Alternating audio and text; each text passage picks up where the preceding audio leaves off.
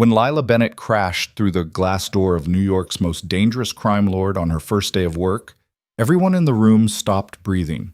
Dante Morelli didn't tolerate mistakes. His last assistant had vanished after filing one report late. But instead of the expected execution, something impossible happened. Dante laughed. What started as a disaster of spilled coffee and broken antiques became the most dangerous partnership in the city's underworld. This is their story. A collision of chaos and control that would either save them both or destroy everything. Follow this story to the end, hit like, and comment with your city so I can see how far our story travels. The elevator to the 47th floor of the Morelli Tower moved with the kind of silence that made Lila's stomach turn. She clutched her worn leather portfolio against her chest, trying to ignore the way her reflection in the polished steel doors looked like someone pretending to be competent. Her blonde hair, which she'd attempted to tame into something resembling professionalism, had already started escaping its pins. The navy dress she'd bought specifically for this interview had a coffee stain near the hem that she'd tried to hide by adjusting the belt. It didn't help. "You're fine," she whispered to herself, watching her lips move in the distorted reflection. "It's just an office job. Administrative assistant. Filing, phones, maybe some light accounting. You've done harder things." The elevator chimed. The doors slid open. Lila stepped into a reception area that looked like it had been designed by someone who thought humanity was a design flaw. Everything was black, white, or chrome. The floors were polished marble that reflected the recessed lighting like still water. The furniture looked expensive and deeply uncomfortable. Behind a curved desk that resembled a spaceship control panel, a woman with severe features and hair pulled back so tight it must have given her a headache looked up from her computer screen. "You're late," the woman said. No greeting, no smile. Lila glanced at her watch. "I'm actually 7 minutes early."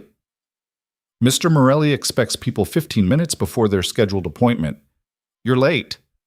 The woman's eyes were the color of old pennies, flat and unimpressed. "Name?" "Lila Bennett. I have an interview at 9. I know why you're here." The woman stood, somehow making the simple action look threatening. She was tall, angular, dressed in a black suit that probably cost more than Lila's monthly rent. "Follow me. Don't touch anything. Don't speak unless Mr. Morelli addresses you directly. Don't make eye contact unless he initiates it. And for your own sake, don't waste his time." Lila blinked. "Is he interviewing me or interrogating me?" The woman's expression didn't change. With Mr. Morelli, there's rarely a difference. They walked down a hallway lined with abstract art that Lila suspected was either worth millions or a very expensive joke. The carpet here was so thick, her heels sank into it with each step. Every door they passed was closed, but she could feel the weight of people working behind them, the kind of concentrated silence that came from fear of making noise. "I'm sorry," Lila said, because silence made her nervous and nervous made her talk. "I didn't catch your name. I didn't throw it." The woman stopped in front of a set of double doors made of dark wood with chrome handles. "This is Mr. Morelli's office. He's on a call. When the light above the door turns green, you may enter, not before." "What if it doesn't turn green?" "Then you'll wait." "For how long?" The woman looked at her like she'd asked why the sky was blue. "Until it turns green, or until Mr. Morelli's schedule changes and your appointment is canceled, whichever comes first." With that, she turned and walked away, her heels clicking against the marble like a countdown. Lila stood alone in the hallway, staring at the light above the door. It was red, aggressively red. She shifted her weight from one foot to the other, then checked her watch. 9 on the dot. She was technically on time by normal human standards, just not by the standards of whatever dystopian efficiency cult ran this place. Minutes passed. The light stayed red.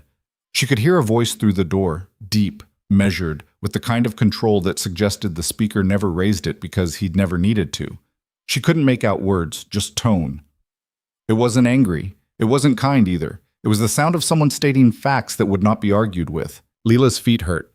The heels she'd worn were half a size too small, borrowed from her roommate because her own professional shoes had died a tragic death, involving a broken subway grate and a rainstorm. She tried shifting her weight again. Her portfolio was getting heavy. She set it down carefully against the wall, then immediately picked it back up because leaving it on the floor felt wrong in a building this aggressively pristine. The light turned green. Lila grabbed the handle and pushed. The door didn't move. She pushed harder. Nothing. Pull, not push. Obviously. She grabbed the handle again, pulled, and the door swung open with enough momentum that she stumbled forward into the office. Her heel caught the edge of the carpet, and she went sprawling into the room like someone had shoved her from behind. Her portfolio hit the floor first. Papers exploded out of it. Her resume, her references, her hastily printed examples of spreadsheet work, scattering across the dark hardwood floor like oversized confetti. Then Lila herself hit something that crashed spectacularly.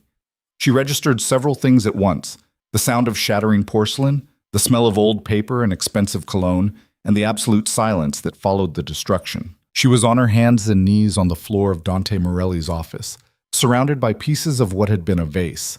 Not just any vase. This had been the kind of vase that belonged in a museum, blue and white, with delicate painted scenes that were now just expensive fragments. "Oh no," Lila breathed. "Oh no, no, no." "Stand up." The voice came from behind a desk the size of a small car. It was the same voice she'd heard through the door, but clearer now. Calm. Too calm. Lila scrambled to her feet, which was harder than it should have been because her heel was still caught in the carpet and her hands were shaking. She managed to get vertical, then immediately stepped on one of her scattered resume pages, which slid under her foot like ice. She grabbed the edge of a bookshelf to keep from falling again. Something else fell off the shelf. A small sculpture. It hit the floor with a crack. "Stop moving," the voice said. Lila froze. Her heart was hammering so hard she could feel it in her throat. She'd been in the room for maybe 15 seconds, and she'd already destroyed what was probably thousands of dollars worth of art. "I'm so sorry," she said. "I'll pay for it. I don't know how I'll pay for it, but I'll figure something out. I'll get a second job. Look at me." Lila forced herself to look up from the wreckage. Dante Morelli sat behind his desk with the stillness of a predator deciding whether something was prey or just entertainment. He was younger than she'd expected. Mid-30s maybe, with dark hair cut sharp enough to draw blood, and a face that looked like it had been assembled by someone who understood geometry better than warmth. He wore a black suit that fit him like it had been born there. No tie. The top button of his white shirt was undone, which was somehow more unsettling than if he'd been buttoned up completely. His eyes were dark. Not brown. Genuinely dark, the kind that didn't reflect light so much as absorb it. He was looking at her like she was a puzzle he was solving in real time. "You're Lila Bennett," he said. Not a question. "Yes." Her voice came out smaller than she wanted. I had an interview. I'm so sorry about the vase. It was 14th century Ming Dynasty, worth approximately $80,000. Lila felt the blood drain from her face. I can set up a payment plan. It was also a fake." He tilted his head slightly. "I keep the real one in storage. This office gets too much foot traffic for genuine antiques." She blinked. "So I didn't just destroy... You destroyed a $1,500 reproduction. Still expensive, still careless, but not catastrophic." He stood up and Lila realized he was tall. Not absurdly tall, but tall enough that standing changed the entire geometry of the room. The sculpture you knocked off the shelf, however, was real. 18th century ivory. That one you'll be paying for. Lila looked down at the broken pieces near her feet. "How much?" "We'll discuss it if you survive the next 10 minutes. He walked around his desk, moving with the kind of precision that made every step look intentional. "Tell me, Miss Bennett, do you make a habit of destroying things, or is today special?" "I'm not usually this much of a disaster," Lila said, then immediately regretted it because that sounded defensive and desperate. "I mean, I'm competent, I'm organized, You're standing in a pile of broken porcelain and your own resume." He stopped a few feet away from her, close enough that she could see a small scar near his left eyebrow. "You're wearing shoes that don't fit and a dress with a stain on it. Your portfolio appears to have been held together with hope and a broken zipper. Every reference I can see from here has a coffee ring on it." Lila felt her face getting hot. "I can explain." "Don't." He crouched down. Actually crouched, which brought him to eye level in a way that was more unnerving than when he'd been standing, and picked up one of her resume pages. He read it in silence for a moment. "Bachelor's degree in mathematics from Columbia, full scholarship. Graduated summa cum laude. 3 years experience in financial analysis at Morrison and Hecht before they went under last year. He looked up at her. Why are you applying for an administrative assistant position when you're overqualified for half the management roles in this building? Because I need a job, Lila said honestly. And nobody wants to hire someone whose last employer was indicted for fraud, even if I had nothing to do with it. You worked in their accounting department. I worked in data analysis. I found the irregularities and reported them. Then the FBI found worse irregularities and the whole company collapsed. She met his eyes because at this point she had nothing left to lose. I did the right thing, and it destroyed my career. So now I'm starting over, and apparently I'm doing that by demolishing your office. Something changed in Dante's expression.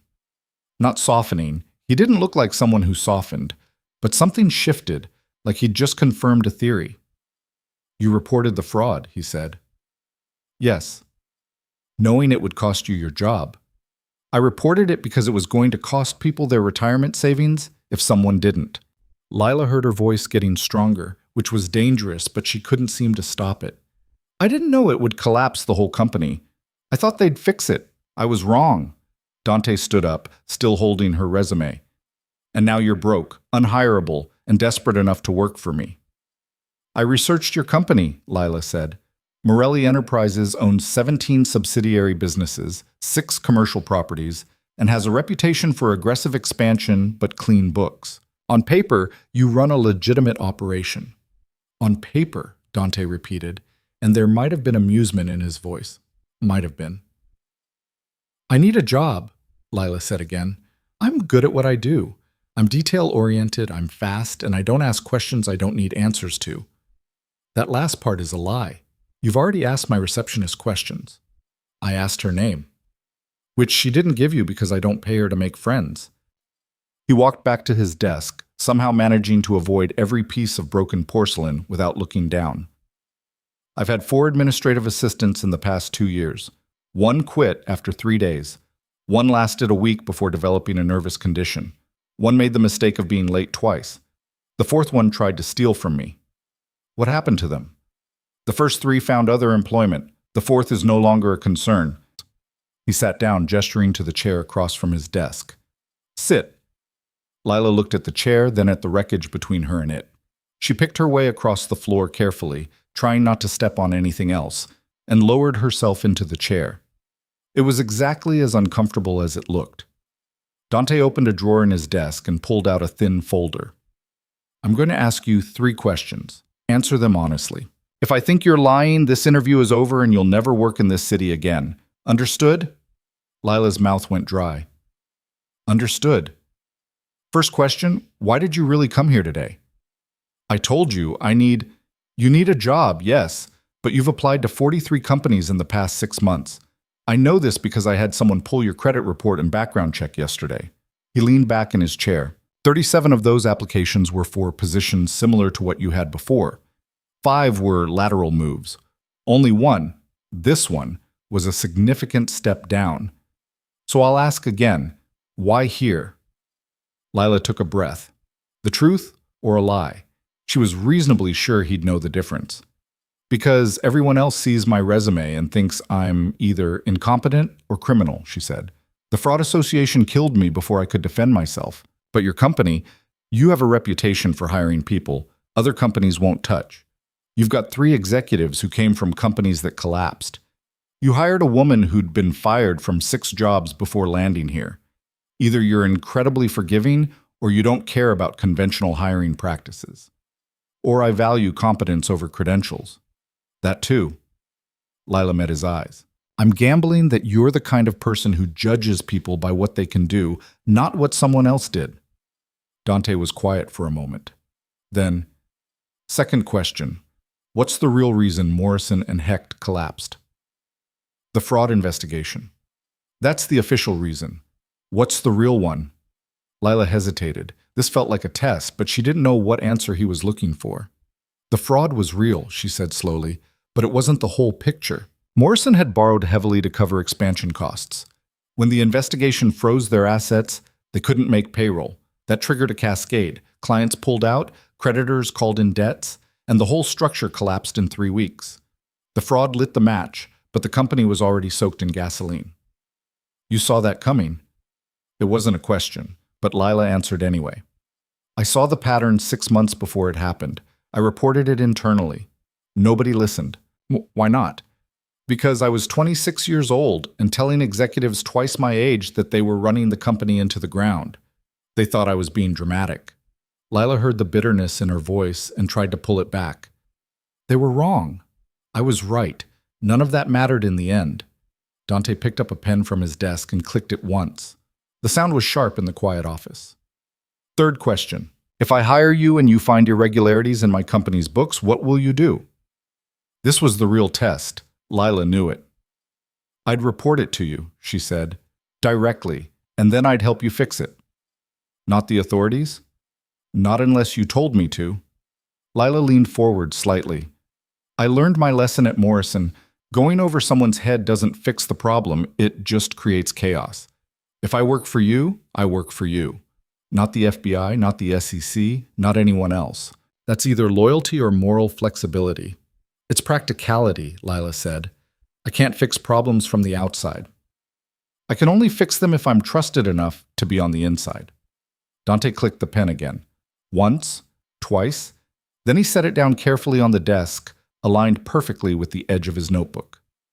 You start Monday, he said, 8 a.m. sharp, not 8:15, not 7:45, 8 exactly.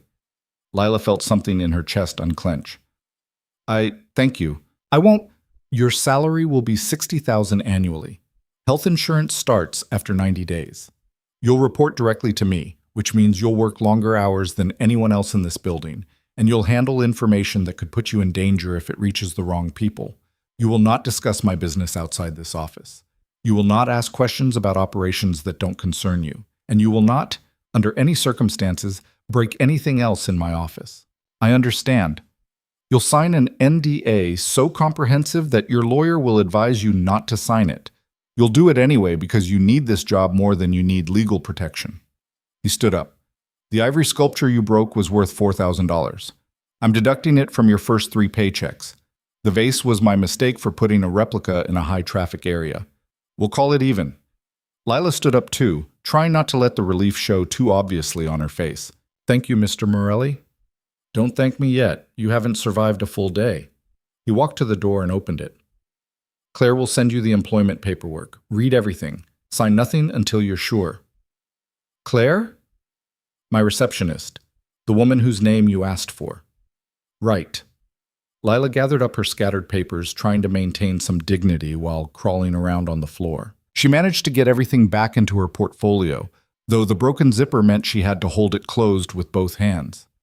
When she reached the door, Dante spoke again. Miss Bennett. She turned back.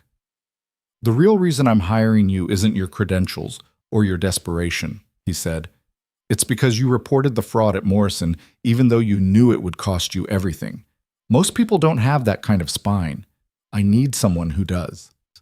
Lila didn't know what to say to that, so she just nodded and left.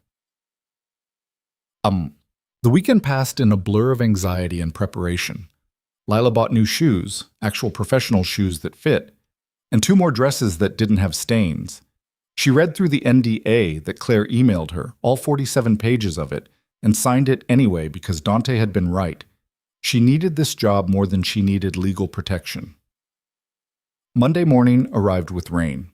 Lila stood outside Morelli Tower at 7:45, holding an umbrella that had already turned inside out once in the wind, and watched the building loom above her like a monument to intimidation. The lobby was all marble and steel, with security guards who checked IDs like they were guarding nuclear codes. She made it to the 47th floor at 7:58. Claire was already at her desk, looking exactly as severe as she had during the interview. She glanced at Lila, then at the clock on her computer screen. You're early. I thought early was on time here. Early is acceptable. On time is mandatory. Late is terminal. Claire handed her a key card and a thin folder. Your desk is in the alcove outside Mr. Morelli's office. You have access to the 47th floor, the executive conference room on 46, and the records archive on 42. Anywhere else requires written authorization. Your computer login is in the folder. Change the password immediately. Mr. Morelli will be in at 8. He expects coffee, black, no sugar, temperature between 180 and 185 degrees, on his desk at 8:01. Not 8 o'clock. Not 8:02. Where do I...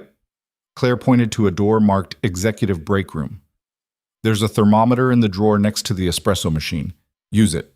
Lila took the folder and the keycard and made her way to the break room, which was less a room and more a shrine to expensive appliances. The espresso machine looked like it could launch a satellite. She found the thermometer, made the coffee, checked the temperature twice, and delivered it to Dante's desk at exactly 8:01. His office was empty. She set the coffee down carefully, far away from any expensive objects, and retreated to her new desk. The alcove was small but efficiently designed. Her desk faced a window with a view of the city that probably cost extra in real estate terms. There was a computer, a phone with more buttons than seemed necessary, and a stack of files labeled Urgent. Lila sat down, logged into the computer, and opened the first file. It was a shipping manifest for one of Morelli's subsidiary companies.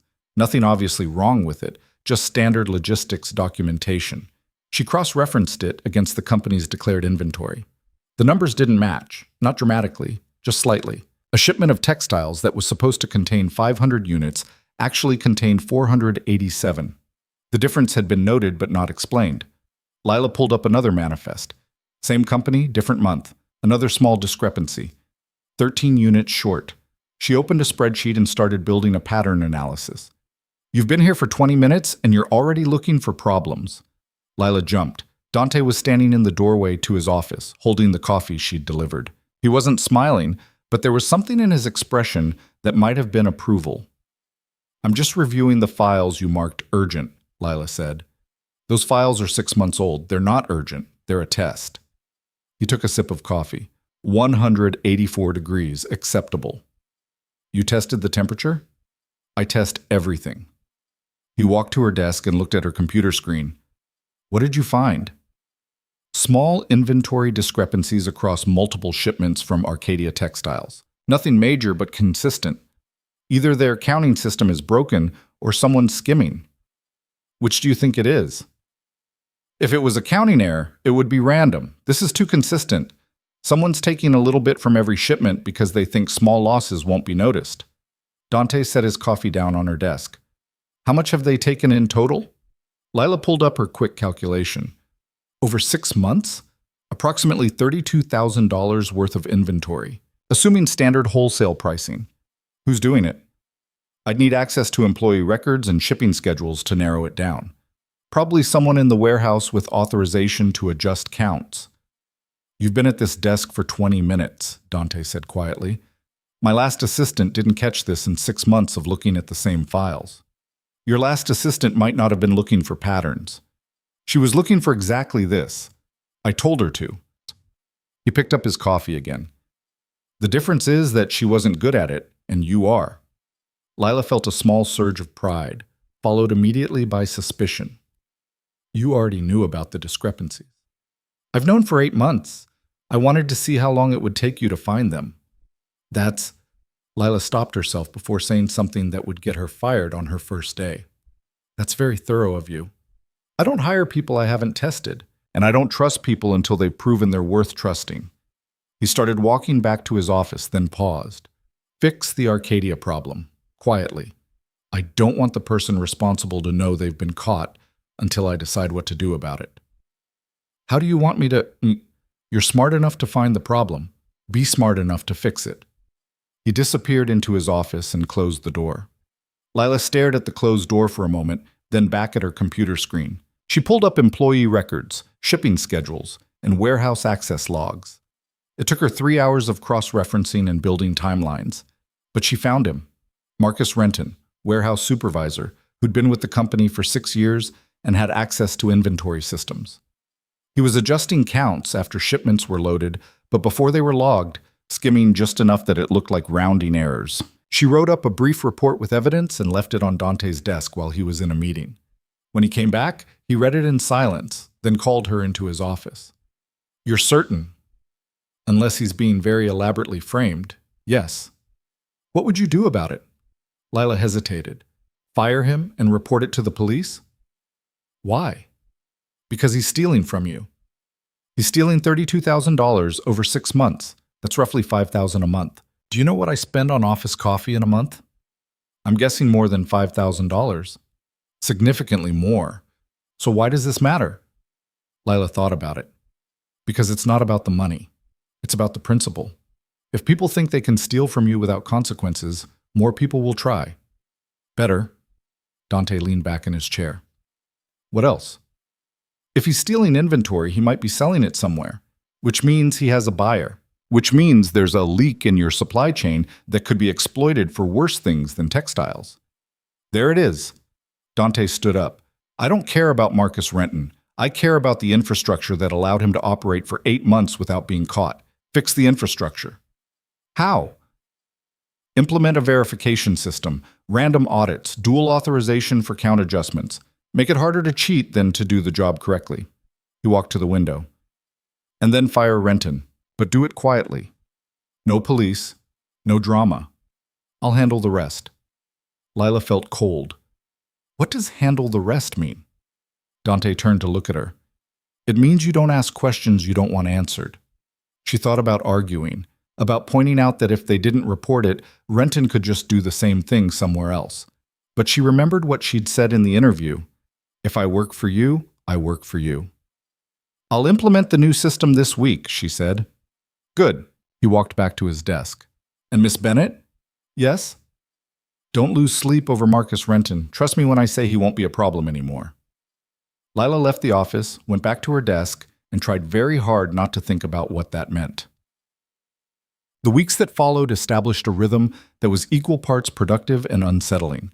Lila arrived at 7:55 every morning, made Dante's coffee at precisely the right temperature, and worked through problems that ranged from mundane administrative tasks to complex financial analysis that seemed designed to test the limits of her patience and intelligence.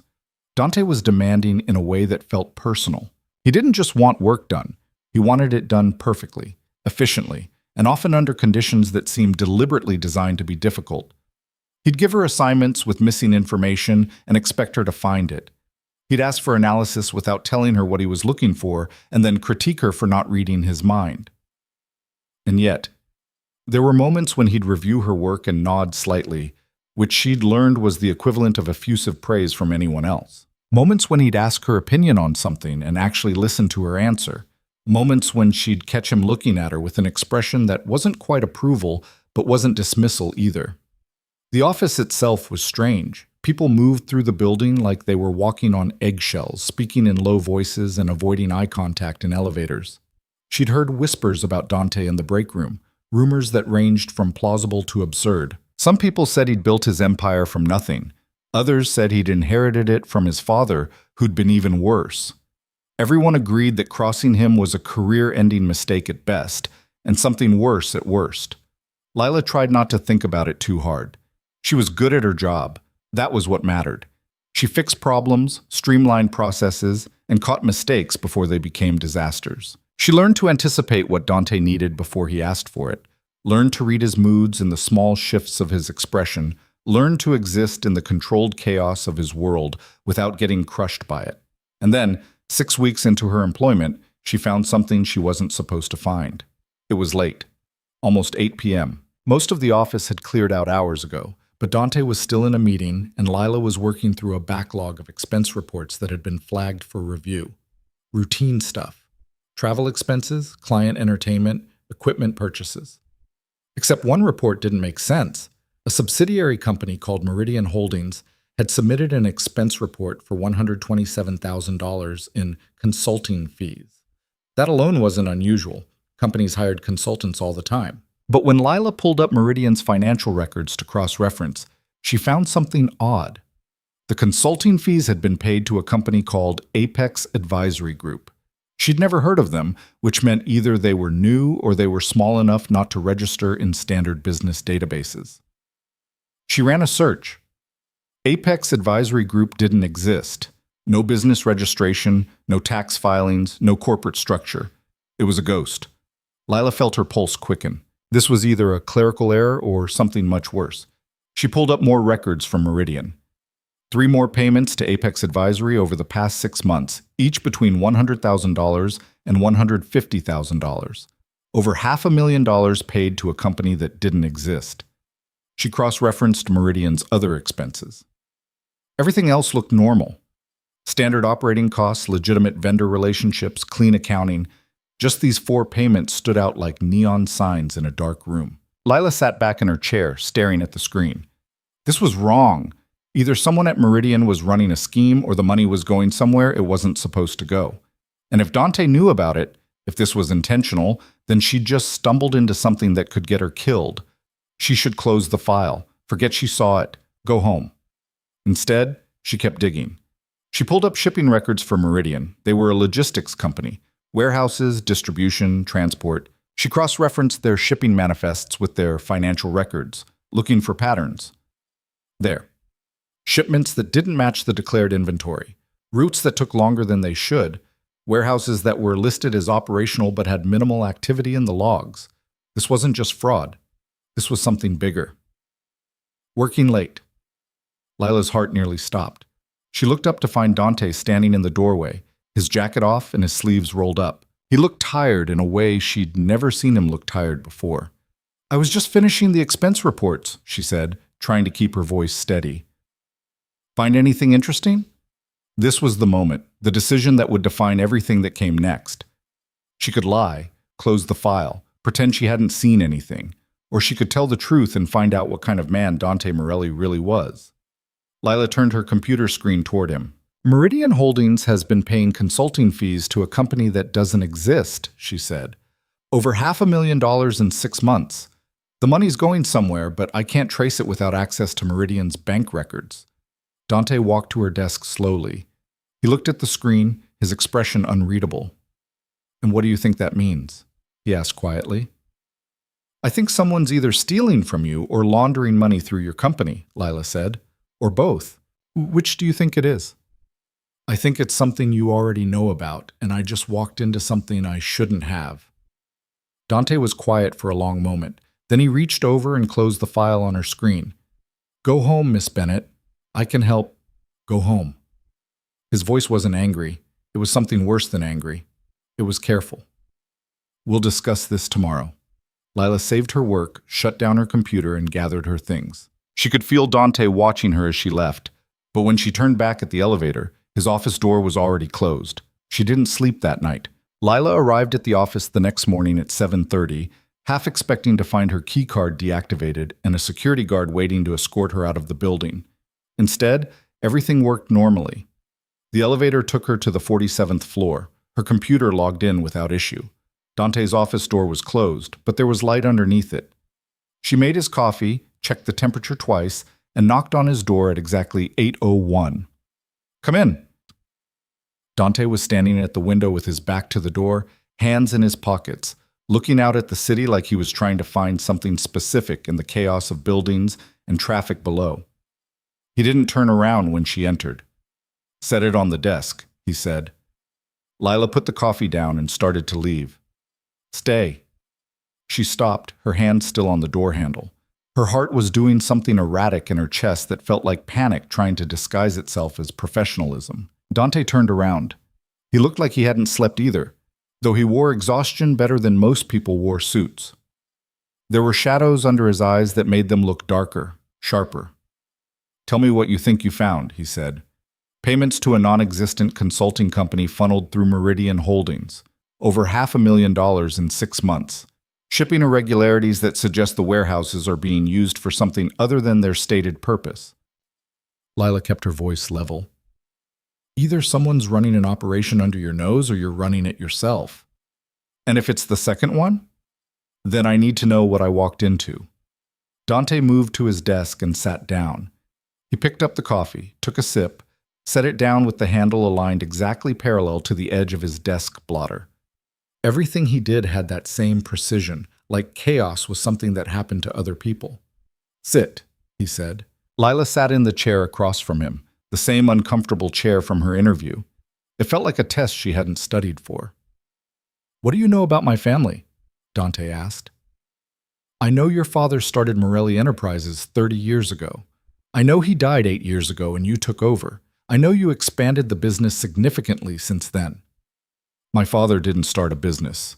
He inherited an empire. Dante's voice was flat, factual. My grandfather ran operations in this city that made him very rich and very dangerous. When he died, my father took over. When my father died, it fell to me and my brother. Lila felt something cold settle in her stomach. Operations. You're smart enough to know what I'm talking about. Don't make me spell it out. Your family was involved in organized crime. Is involved, present tense. Dante leaned back in his chair. Though we're working on changing that. Some parts of the business are legitimate now. Others are in transition. And some, like Meridian, are still being used for purposes that wouldn't pass an audit. You're laundering money. I'm cleaning up a mess I inherited. There's a difference. He picked up a pen from his desk and turned it over in his fingers. When my father died, I had two choices. I could walk away and let the whole structure collapse into chaos, or I could take control and try to build something that wouldn't eventually put everyone I care about in prison or in the ground. I chose the second option. Why are you telling me this? Because you found it on your own, which means you're either going to be an asset or a liability. I'm giving you the option to choose which one. Lila's mouth was dry. And if I choose to walk away? Then you'll sign an expanded NDA, take a generous severance package, and never speak about what you found. You'll also never work in this city again because I'll make sure every company you apply to knows you can't be trusted with sensitive information. That's not exactly a choice. No, Dante agreed. It's not. But it's more of a choice than most people in your position would get. Lila looked at him across the desk. This man who'd hired her when no one else would, who'd tested her and pushed her and somehow seen something in her that she'd stopped seeing in herself.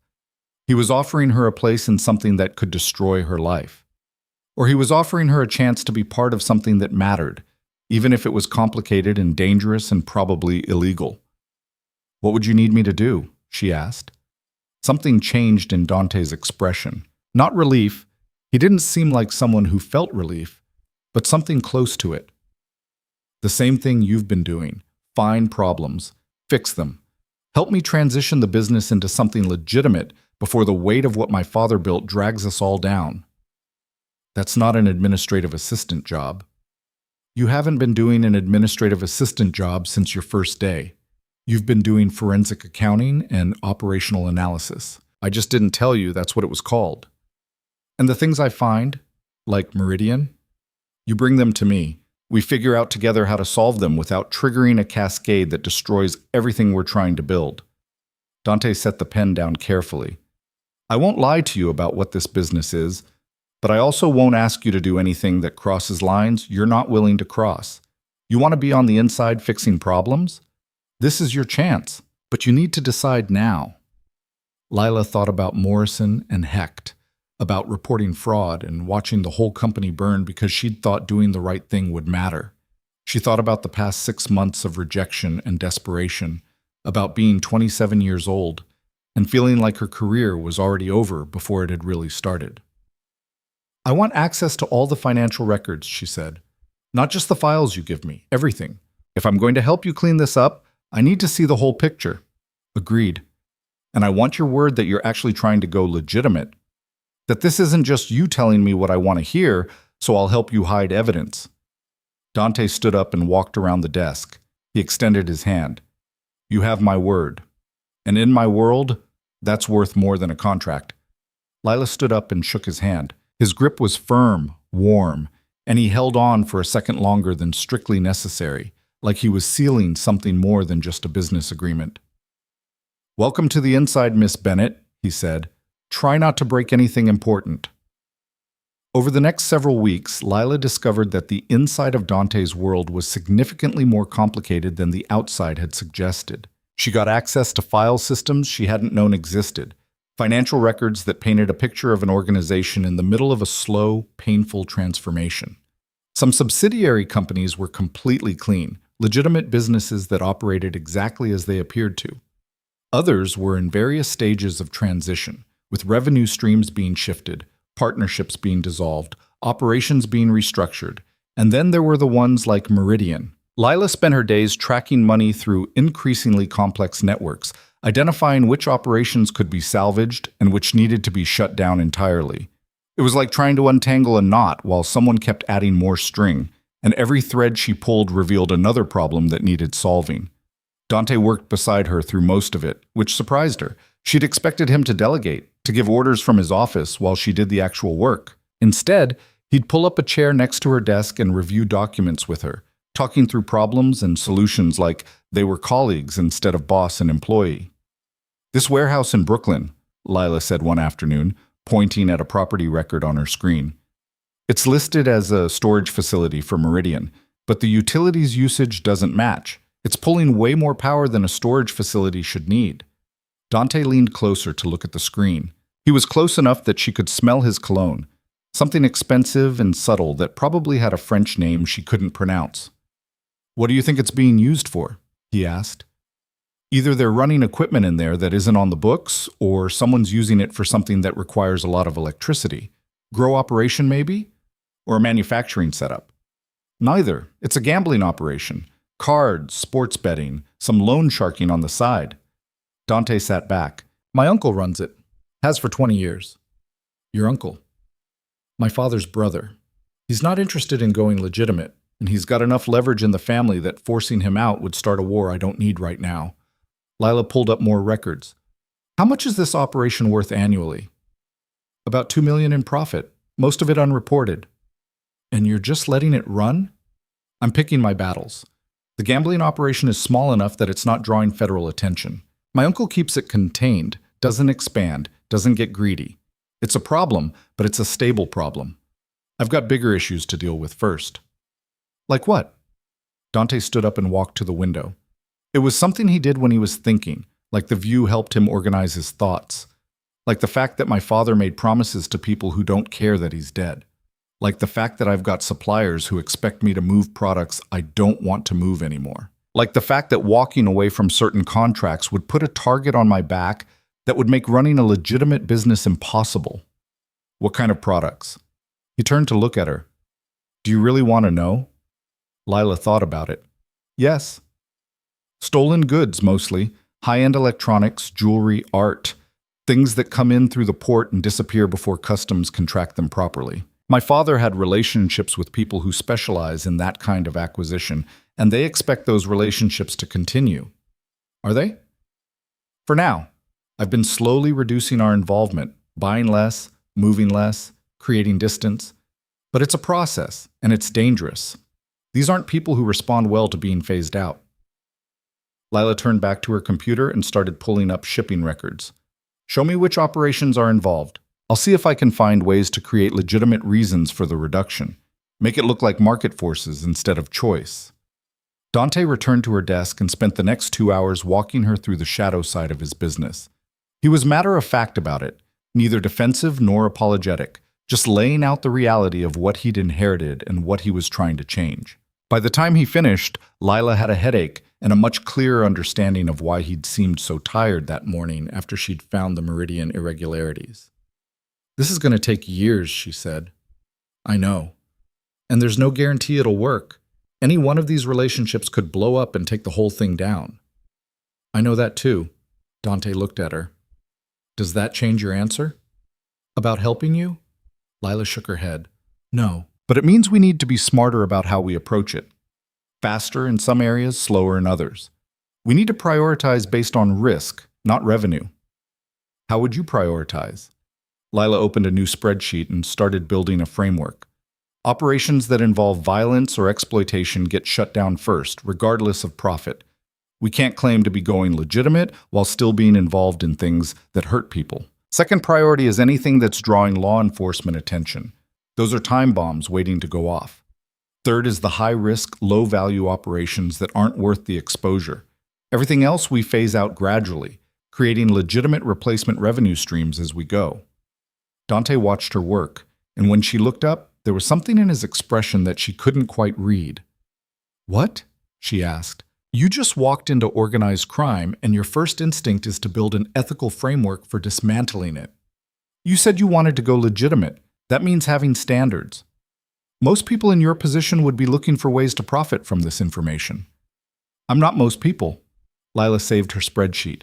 "And if I was interested in profiting from crime, I wouldn't have reported the fraud at Morrison." "No," Dante said quietly. You wouldn't have. He left her office without another word, but the next morning, Lila found her salary had been increased by $30,000 and her title had been changed to Director of Financial Operations. The work consumed her in a way nothing had since her early days at Morrison.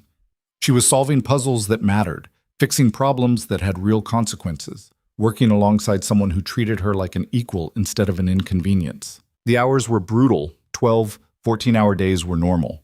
But she didn't mind. This was what she was good at. This was where she belonged. And Dante, for all his control and precision and carefully maintained distance, was becoming something more than just her boss. She noticed small things, the way he'd bring her coffee in the afternoon when he knew she'd been staring at spreadsheets for too long. The way he'd ask her opinion on things that had nothing to do with business, books, music, whether the new restaurant on Fifth Avenue was worth the hype. The way he'd sometimes just sit in her office and work in silence, like he found the proximity comfortable. She noticed the way he looked at her when he thought she wasn't paying attention, with an expression that was something close to curiosity, mixed with something that looked almost like concern. 3 months into her new position, Lila was working late on a particularly complicated analysis of shipping routes when Dante appeared in her doorway holding 2 glasses and a bottle of whiskey that probably cost more than her first car. "Take a break," he said. "I'm almost done with this. You've been almost done with it for 3 hours. Take a break." Lila saved her work and accepted the glass he poured for her. The whiskey was smooth and warm and tasted like smoke and honey. "What are we drinking to?" she asked. "Progress. We closed down the first of the high-priority operations today. The import scheme through the port. That was on the timeline for next month. I moved it up. You were right about it being too high risk." Dante sat down in the chair across from her desk. "The people involved weren't happy, but they'll adjust." "How unhappy?" "Unhappy enough that I've got security on you for the next 2 weeks." Lila set her glass down. "Excuse me? The people we cut loose know you're the one who identified them as a liability. They're not going to do anything stupid, but I'm not taking chances with your safety." "You didn't think to discuss this with me first?" "I'm discussing it now." "After you already made the decision?" "Yes." Dante took a drink. "Because if I'd asked first, you would have argued that you don't need protection, and I would have disagreed, and we would have wasted time on a conversation that would end with me doing exactly what I'm doing now." "That's—" Lila stopped, because he wasn't wrong, and they both knew it. "I don't like being treated like I can't take care of myself. I'm treating you like you're important to this operation, and I can't afford to lose you. There's a difference." "Is there?" Dante leaned forward. "I've had 4 administrative assistants in 2 years. 3 quit because they couldn't handle the pressure, and 1 tried to steal from me. You've been here for 3 months, and you've identified problems that have been bleeding this company for years. You've built frameworks for transitioning operations that my own financial team couldn't figure out. You've challenged me on decisions and been right more often than wrong. So yes, there's a difference. I need you here, which means I need you safe." Lila picked up her glass again, mostly to give herself something to do with her hands. "I appreciate that, but I still don't like being told instead of asked." "Noted." Dante's mouth quirked slightly, which was the closest he usually came to a smile. "I'll try to remember that the next time your life is potentially in danger." "See that you do." They sat in comfortable silence for a moment, drinking expensive whiskey and watching the city lights through her office window. "Can I ask you something?" Lila said. "That depends on the question. You said your brother was supposed to inherit this with you. What happened to him?" Dante's expression went very still. "He died." "I'm sorry, I didn't mean—" "He was killed 5 years ago during a dispute with a rival organization over territory." Dante looked down at his glass. "He was the one who was supposed to take over the legitimate side of the business. He was good with people, good at negotiation, good at building relationships that didn't involve threats. I was the one who was supposed to handle the other side, enforcement, operations, the parts that required someone who could make difficult decisions without hesitating." "But he died and you got both." "He died, and I inherited a world I was only half prepared for. The violent half I understood. The part where you build something instead of just protecting it? That was his skill, not mine."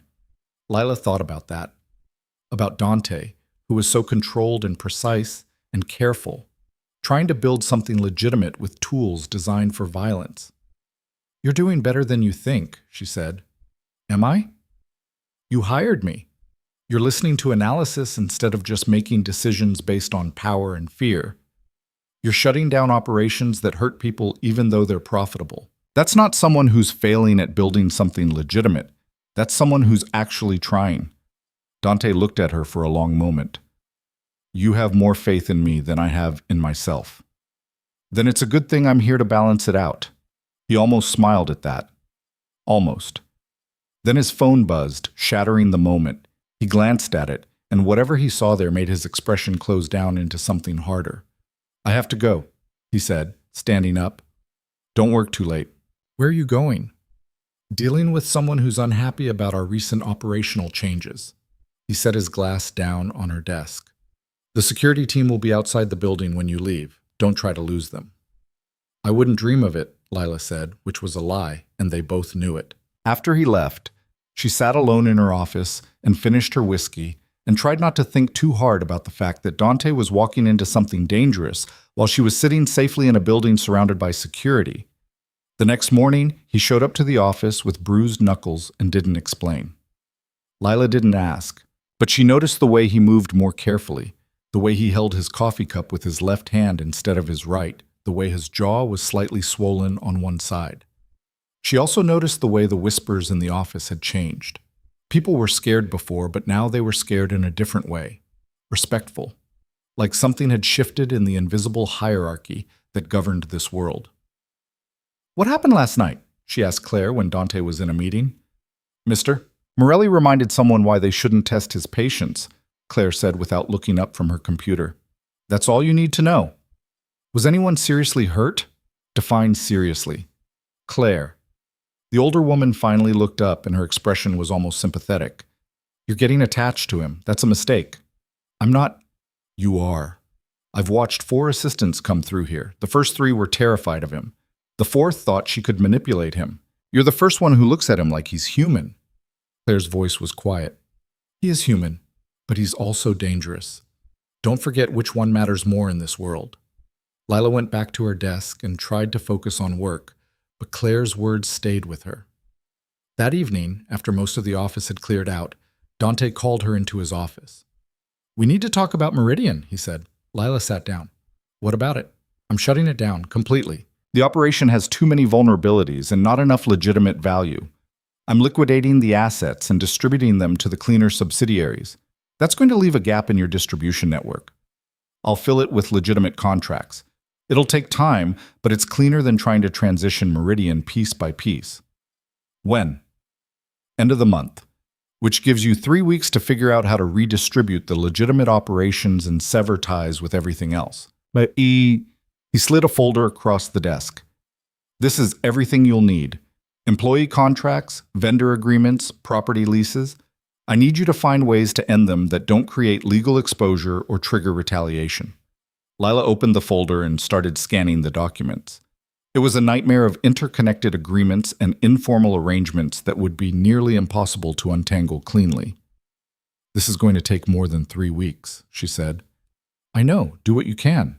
I'll handle the rest. When you say you'll handle the rest, I mean, I'll handle it in ways you don't need to know about. Dante's voice was firm. I appreciate that you want to be involved in everything, but there are parts of this business that I'm not bringing you into, for your own protection and mine. Lila wanted to argue, but she could see in his expression that it wouldn't matter. He'd already made the decision, and like most of his decisions, it was final. Fine, she said. But if this goes wrong because I didn't have all the information, that's on you. Noted. She took the folder back to her desk and spent the next 2 weeks building exit strategies for every contract and agreement tied to Meridian. Some were straightforward, leases that could be terminated with proper notice, vendor agreements that had standard cancellation clauses. Others required creativity, finding legal justifications for breach, offering settlements that were generous enough to avoid litigation, creating paper trails that would hold up under scrutiny. She worked late every night, often until the cleaning crew started their rounds. Dante usually worked late too, and sometimes he'd come to her office around 9 or 10 with coffee or food he'd ordered in, and they'd work in parallel silence that had become comfortable. On the night before the Meridian closure was scheduled to finalize, Lila was reviewing the last of the contract terminations when Dante appeared in her doorway, looking more tense than she'd ever seen him. "We have a problem," he said. Lila's stomach dropped. "What kind of problem?" "The kind that involves someone finding out about the Meridian closure before it's final and deciding to make a move." He walked to her desk. "I need you to go home. Now." "What's happening?" "Nothing you need to be involved in. Go home, lock your doors, and don't answer if anyone you don't recognize tries to contact you." "Dante, this isn't a discussion, Lila." He used her first name, which he almost never did. "There are people who are very unhappy about the changes we're making, and they've decided tonight is when they're going to express that displeasure. I need you somewhere safe while I deal with it." "I can help." "You can't. Not with this." He pulled out his phone and texted someone. "Security is waiting downstairs. They'll take you home and stay outside your building until I give them the all clear." "How long will that be?" "However long it takes." He looked at her, and there was something in his eyes that looked almost like fear, which terrified her because Dante Morelli didn't get scared. "Please, for once, just do what I'm asking without arguing." Lila gathered her things and let security escort her home. She didn't sleep. She sat on her couch with her phone in her hand, waiting for news that didn't come. At 2 in the morning, she was still awake, staring at her phone and trying not to imagine worst-case scenarios. At 2:47, her phone rang. Unknown number. She answered it anyway. "Miss Bennett." The voice was unfamiliar, male, with an accent she couldn't place. "You've been causing problems for some important people. Who is this?" "Someone who thinks you should reconsider your employment choices. Mr. Morelli's plans are disruptive to established arrangements. You're helping him disrupt them. That makes you a problem." Lila's hand tightened on the phone. "If you have an issue with what we're doing, take it up with Dante." "Oh, we are. Right now, in fact. But we wanted to make sure you understood that your involvement has consequences. Think carefully about whether working for Mr. Morelli is worth what it might cost you." The line went dead. Lila sat frozen for a moment, then called Dante. It went straight to voicemail. She tried again. Same result. She called the security team outside her building. No answer. She grabbed her keys and her phone and ran. The warehouse sat in a part of the city that looked like it had been left behind when everything else moved forward. Cracked pavement, rusted fencing, buildings with broken windows that stared out like empty eye sockets. Lila sat in the passenger seat of Dante's car, a black sedan that was somehow more intimidating than a sports car would have been, and tried to control her breathing. "This is a mistake," she said for the third time since they'd left the office. "Probably," Dante said without looking at her. His eyes were on the building ahead, a 3-story structure with faded paint and a loading dock that looked like it hadn't been used in years. "But we're here now." 3 hours earlier, Lila had been at her desk when Dante had emerged from his office with his jacket on and his expression set in that particular way that meant arguing would be pointless. "We're going to Meridian," he'd said. "The warehouse? Why?" "Because you found something that needs addressing, and I'd rather address it in person than over the phone." He gestured toward the elevator. "Unless you'd prefer to stay here and wonder what happens next." She'd gone with him because the alternative was worse. Now sitting outside a building that looked like the setting for every crime thriller she'd ever tried not to watch, Lila was reconsidering that decision. "What exactly are we addressing?" she asked. "The truth." Dante opened his door. "Stay close to me. Don't speak unless I tell you to. And if something goes wrong, run." "If something goes wrong, running seems like run," Dante repeated and got out of the car. Lila followed because, at this point, following seemed safer than being left alone in a neighborhood where the streetlights flickered like they were trying to warn people away. The warehouse entrance was a metal door with a keypad that Dante unlocked with a code he punched in without hesitation. Inside, the air smelled like dust and old concrete. Fluorescent lights buzzed overhead, half of them dead, the others casting everything in a sickly yellow-green glow. Their footsteps echoed. "Mr. Morelli?" A man emerged from an office near the back, middle-aged, wearing a suit that had been expensive once but now just looked tired. "We weren't expecting you. That's the point of unannounced visits, Gerald." Dante's voice was pleasant in a way that made Lila's skin crawl. "This is Miss Bennett, my assistant. She's been reviewing Meridian's books." Gerald's smile didn't reach his eyes. Everything should be in order. Should be, Dante agreed. But Miss Bennett found some discrepancies. Consulting fees paid to a company called Apex Advisory. You're familiar with them? The smile froze on Gerald's face. Of course. They handle logistics consulting for our overseas operations. Interesting, because Apex Advisory doesn't exist. Dante walked past Gerald into the office, and Lila followed, her heart hammering. No business registration, no tax filings, no corporate presence anywhere. So either you've been paying $500,000 to a ghost, or you've been moving money somewhere it's not supposed to go. Gerald's face had gone pale. There must be some mistake in the paperwork. There's no mistake. Dante sat down in Gerald's chair like he owned it, which technically he did. Here's what's going to happen. You're going to tell me exactly where that money went and who authorized the payments. And then you're going to tell me what else you've been running through this warehouse that isn't on the books. I don't know what you're... Dante's hand came down on the desk hard enough that Lila flinched. Gerald went silent. Don't insult me, Dante said quietly. I've known about the fake consulting fees for 2 months. I've known about the inventory discrepancies for longer than that. What I haven't known is whether you were running this on your own or if someone else gave you the idea. Gerald opened his mouth, closed it, opened it again. Victor Raines, he said finally. He approached me 6 months ago, said he needed to move some product through our distribution network, offered me 20% of the take. What product? I don't know. I never asked. He told me to process the shipments, adjust the manifests, and route the payments through Apex. That's all. Dante was very still. Victor Raines, he repeated. My former business partner, Victor Raines. The one I severed ties with 3 years ago because he was moving into operations I wanted no part of. He said you'd made a deal. I made no deal. Dante stood up. Where are the shipments going? I have addresses. In the system. Gerald's hands were shaking as he pulled up files on his computer. Here, 3 locations in the Port District.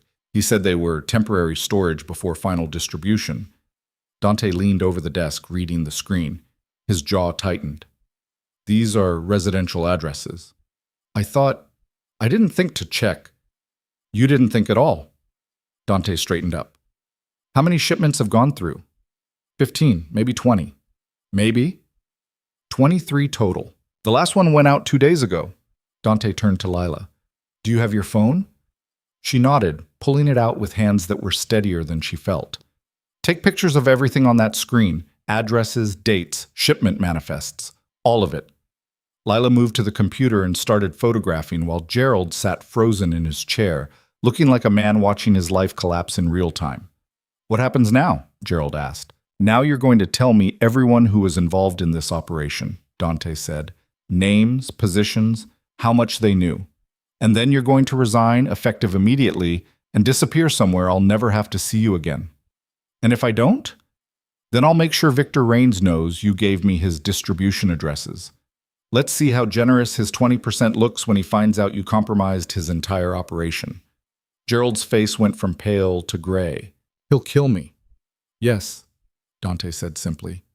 He will. Which is why you're going to take the resignation option and leave the city before he realizes what happened here. I need time. You have until tomorrow morning.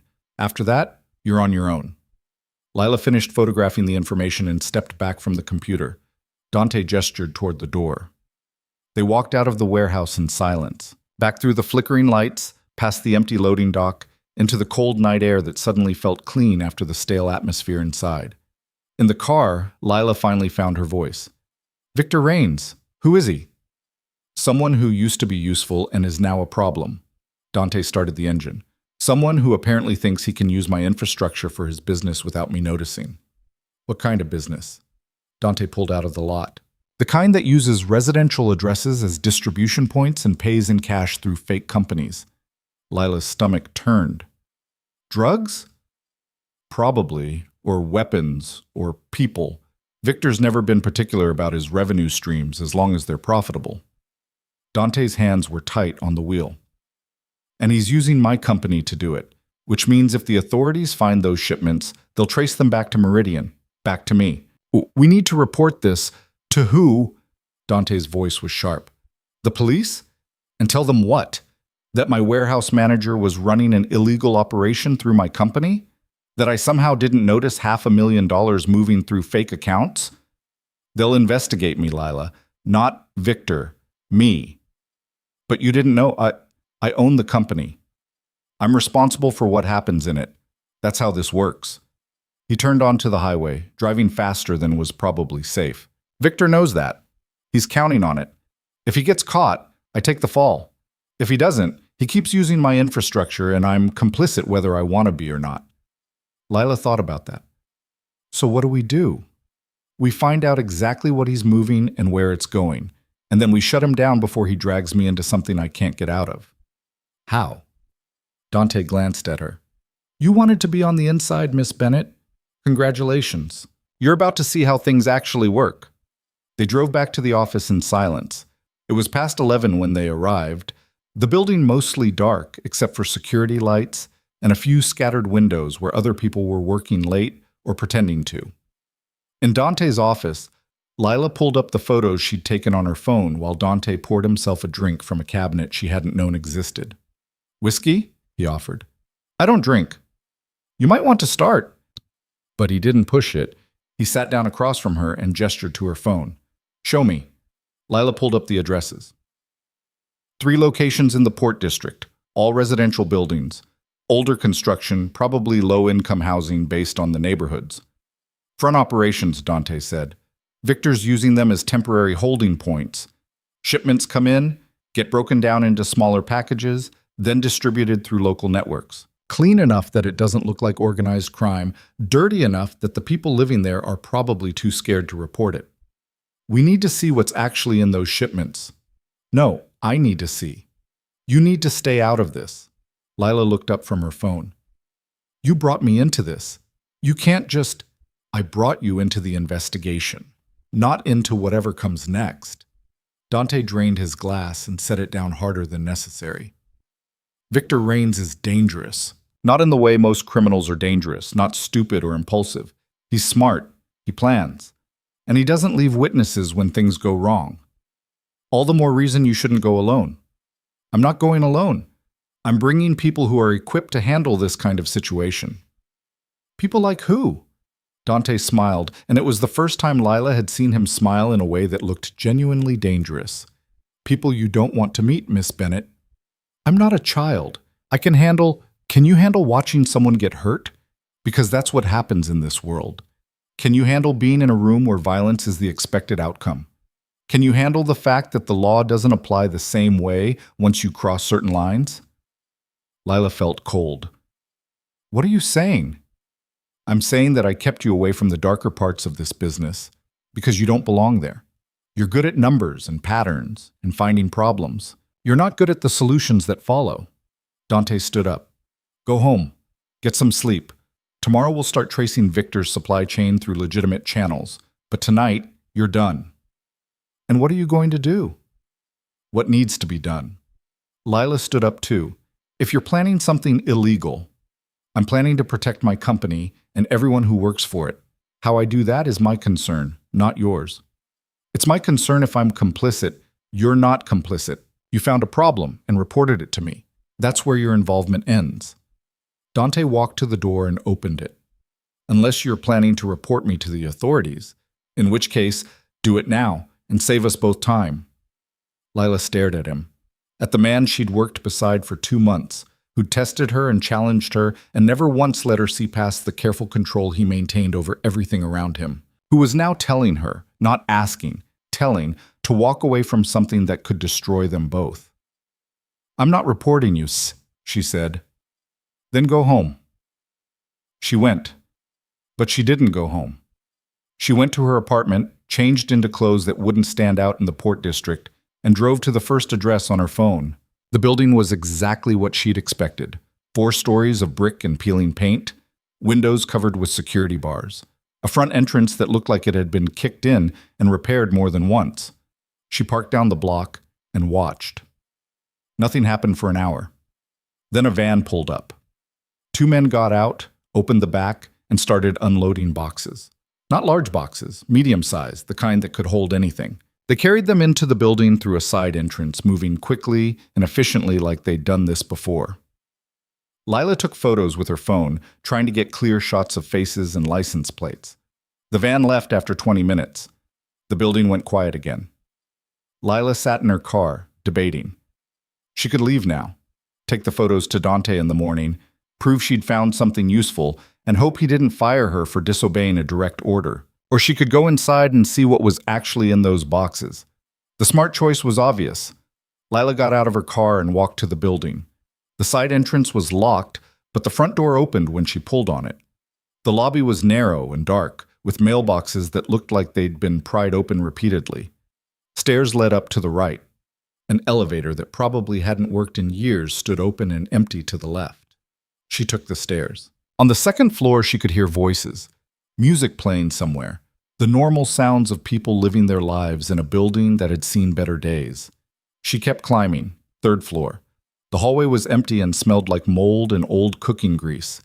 She moved quietly, trying to look like she belonged there.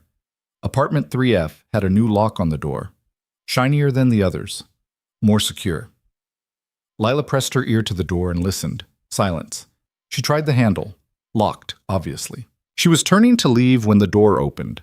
A man stood there, tall, broad-shouldered, with a face that suggested he'd been in more fights than he'd lost. He looked at Lila like she was an unwelcome surprise. "Wrong apartment," Lila said quickly. "Who are you looking for?" "My friend Sarah. She said third floor, but I must have the wrong—" "No Sarah here." The man stepped into the hallway, and Lila's instinct to run finally kicked in. She turned toward the stairs. Another man was standing there, younger, smaller, but holding a knife in a way that suggested he knew how to use it. "Lost?" the younger man asked. "Just leaving," Lila said, trying to keep her voice steady. "Can't do that." The first man grabbed her arm, not gently. "Inside. Now." Lila tried to pull away. His grip tightened until her arm went numb. The younger man moved behind her, blocking the stairs, and she was being pushed through the door into apartment 3F before she could scream. The apartment was mostly empty. Bare walls, no furniture except for a table and some folding chairs. And boxes. Lots of boxes. The same medium-sized ones she'd seen being unloaded from the van. "Who sent you?" the first man asked. "Nobody. I told you I was looking for—" He hit her. Not hard enough to knock her out, but hard enough that she tasted blood and the room tilted sideways. Her phone fell from her pocket, clattering across the floor. The younger man picked it up. "She's got photos. The van. The building." "Who are you working for, Dick?" the first man asked again. Lila's mind was racing, trying to find an answer that wouldn't get her killed. If she said she was working alone, they wouldn't believe her. If she said she was police, they'd probably kill her immediately. If she said, "Dante Morelli," she said, because the truth was all she had left. Both men went very still. "Morelli sent you?" the first man asked. "I work for him. He knows I'm here." A lie, but one that might keep her alive. "If I don't report back in the next hour, he'll come looking." The first man looked at the younger one. Some silent communication passed between them. Then the first man pulled out his phone and made a call. "We have a problem," he said into the phone. "Someone from Morelli's office just showed up." "Yeah, taking photos?" "I don't know. She says he knows she's here." "All right." He hung up, looked at Lila. "You're going to wait here while we figure out what to do with you." "I can just leave." "You can sit down and shut up." He pushed her toward one of the folding chairs. "And hope your boss actually gives a damn about you." Lila sat. The younger man kept her phone. The first man stood by the door, arms crossed, watching her like she was a problem he was trying to solve. 20 minutes passed. Then the door opened and a man walked in who made the other two look like amateurs. He was older, 50s maybe, with silver hair and a face that suggested he smiled about as often as other people experienced miracles. He wore a suit that probably cost more than Lila made in a month. "Victor Raines," Lila said, because who else could it be? "Miss Bennett." Victor's voice was smooth, cultured, nothing like what she'd expected from someone running drugs or weapons through residential buildings. "You've caused me some inconvenience. I'll apologize if you let me leave." "I'm afraid it's not that simple." Victor pulled up a chair and sat across from her. You see, you've stumbled into something that Dante and I have been carefully not discussing. And now that you're here, I need to decide whether you're a problem or an opportunity. I'm just an assistant. You're Dante Morelli's assistant, which means you're considerably more than just anything. Dante doesn't hire people unless they're useful to him. So what are you useful for, Miss Bennett? Lila's mouth was dry. Analysis, financial patterns, data processing. And you found the payments to Apex Advisory. Yes? Which means Dante knows I've been using his infrastructure. Victor leaned back in his chair. Tell me, what did he say when you told him? He was angry. I'm sure he was. Dante's very particular about his reputation. Likes to pretend he's legitimate now, as if changing the business model changes what we built together. Victor smiled, and it was worse than his neutral expression. Did he tell you how we met? No. We were young, ambitious. His father had just died and left him an empire that was bleeding money and enemies. I helped him consolidate it, eliminate the competition, build something that actually worked, and in return he promised me a partnership. But you're not partners anymore. No, because Dante decided he wanted to go straight. Clean up the business, distance himself from anything that looked criminal, very noble. Also very stupid, because you can't build an empire like his without getting your hands dirty and pretending otherwise doesn't change history. Lila tried to keep her expression neutral. Why are you telling me this? Because I want you to understand something. Dante Morelli is not the man he pretends to be. He's not some reformed criminal building a legitimate business. He's a hypocrite who made his fortune on violence and fear, and now he wants to act like that never happened. Like the bodies don't count anymore because he filed the right paperwork. You don't what? Believe me? Ask him about his brother sometime. Ask him how Marco Morelli really died. Ask him who gave the order. Victor stood up. But you won't get the chance because you're not leaving this building. Lila felt ice in her stomach. If you kill me, Dante will know it was you. Dante will suspect, he won't know. And by the time he pieces it together, I'll be done with what I need to do here. Victor walked to the door. Put her in the back room. Make sure she's comfortable. We'll decide what to do with her after the next shipment arrives. The first man grabbed Lila's arm again, pulling her up from the chair. She tried to resist, tried to think of something to say or do that would change this. But she was being dragged through a doorway into a smaller room that smelled like mildew and had nothing in it except a mattress on the floor and a bucket. The door closed. A lock clicked. Lila was alone in the dark. She sat down on the mattress because her legs wouldn't hold her anymore and tried to think. Her phone was gone. Nobody knew where she was. Dante thought she'd gone home, and Victor Raines was going to kill her as soon as he decided she wasn't useful as leverage. She should have stayed out of this, should have listened to Dante, should have trusted that he knew what he was doing and that her involvement would only make things worse. But she was here now, and wishing wouldn't change that. Lila stood up and felt her way around the room in the darkness, looking for anything she could use. The walls were solid. The door was metal and locked from the outside. The window, if there was one, was boarded up. She found the bucket, which was empty and not helpful, found the mattress again, and nothing else. She sat back down and forced herself to breathe slowly, to think instead of panic. Victor had said something about a shipment arriving, which meant people would be coming here, which meant the door would open, which meant she'd have maybe one chance to do something other than wait to die. Hours passed, or maybe minutes. Time felt broken in the dark. Then she heard voices outside, movement, the sound of boxes being moved. The lock on her door clicked. Light spilled in, blinding after so long in darkness. A figure stood silhouetted in the doorway. Time to go, the first man said. Lila stood up, trying to see past him into the main room. There were more people now. 5, maybe 6. All men. All watching her like she was a problem they were about to solve permanently. Where? She asked. Does it matter? It does to me. The man almost smiled. Docks.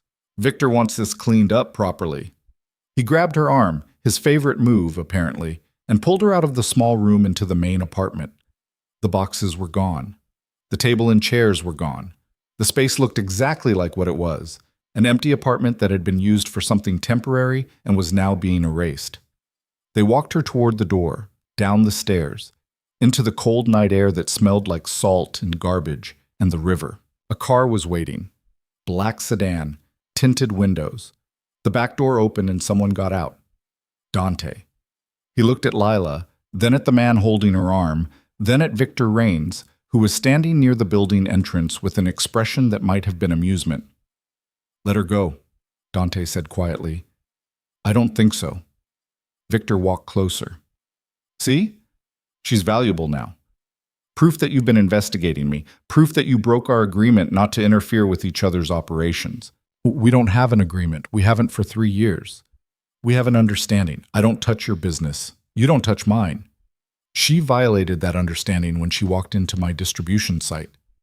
She's not part of my business. She's your assistant, your employee, your responsibility. Victor's smile was sharp. "So here's what's going to happen. You're going to walk away. Stop investigating Meridian. Stop looking into my operations. And maybe I'll let her live." Dante's expression didn't change, but something in his stance shifted. "If you hurt her, there's no place you'll be able to hide." Big talk from someone who's outnumbered 6-1. "You think I came alone?" Victor's smile faltered slightly. He looked past Dante at the sedan, at the dark street beyond, trying to see what Dante saw. And that was when everything went wrong. The first gunshot came from somewhere Lila couldn't see, and the man holding her arm jerked backward, his grip releasing as he crumpled to the ground. She didn't wait to understand what was happening. She ran toward Dante because he was the only solid thing in a world that had suddenly turned into chaos.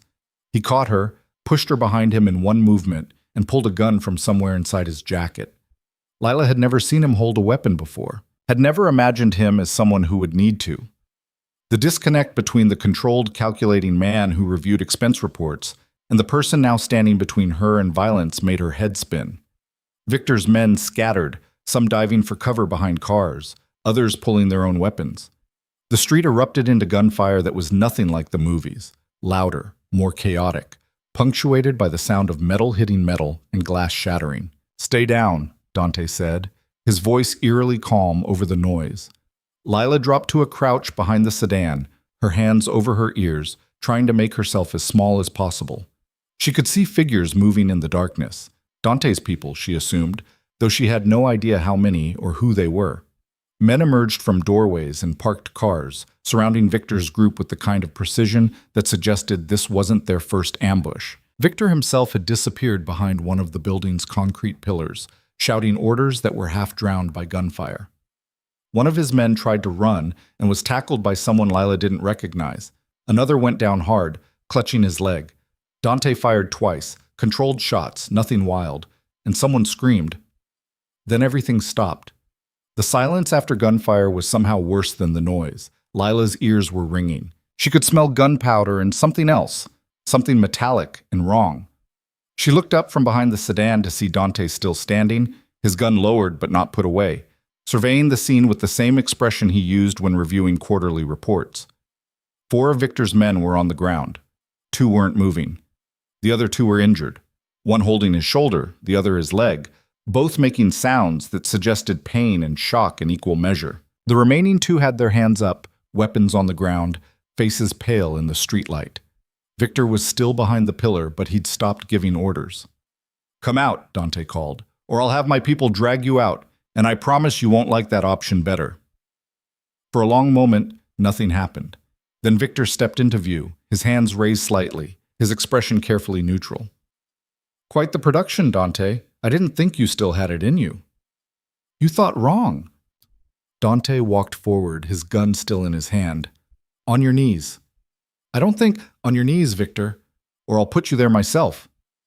Victor's jaw tightened, but he lowered himself to the ground, his expensive suit pants hitting the dirty pavement. His expression was pure hatred now, all the smooth charm gone. Dante stopped a few feet away. "You made 3 mistakes tonight. First, you thought I wouldn't notice you using my infrastructure.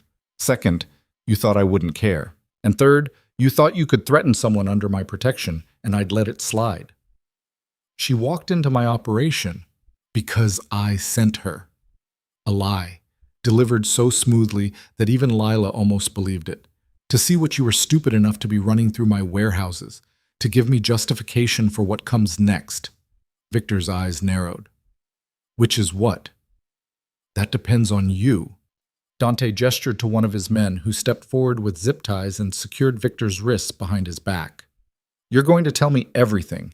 Every location you're using, every shipment you've run, every person on your payroll, and then you're going to shut down this entire operation and leave this city.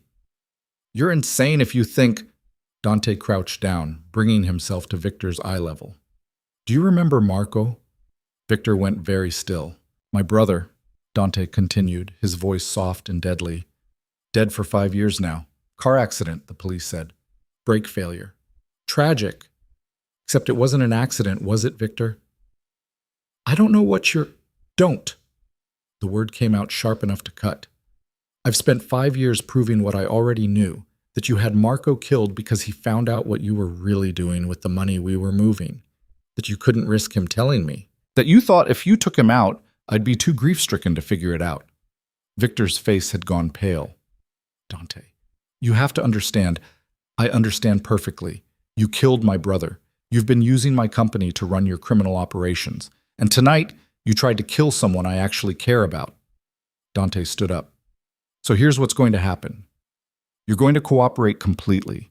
You're going to give me everything I need to dismantle what you've built. And in exchange, I'll let you live long enough to run. And if I refuse? Dante pulled back the slide on his gun, chambering around.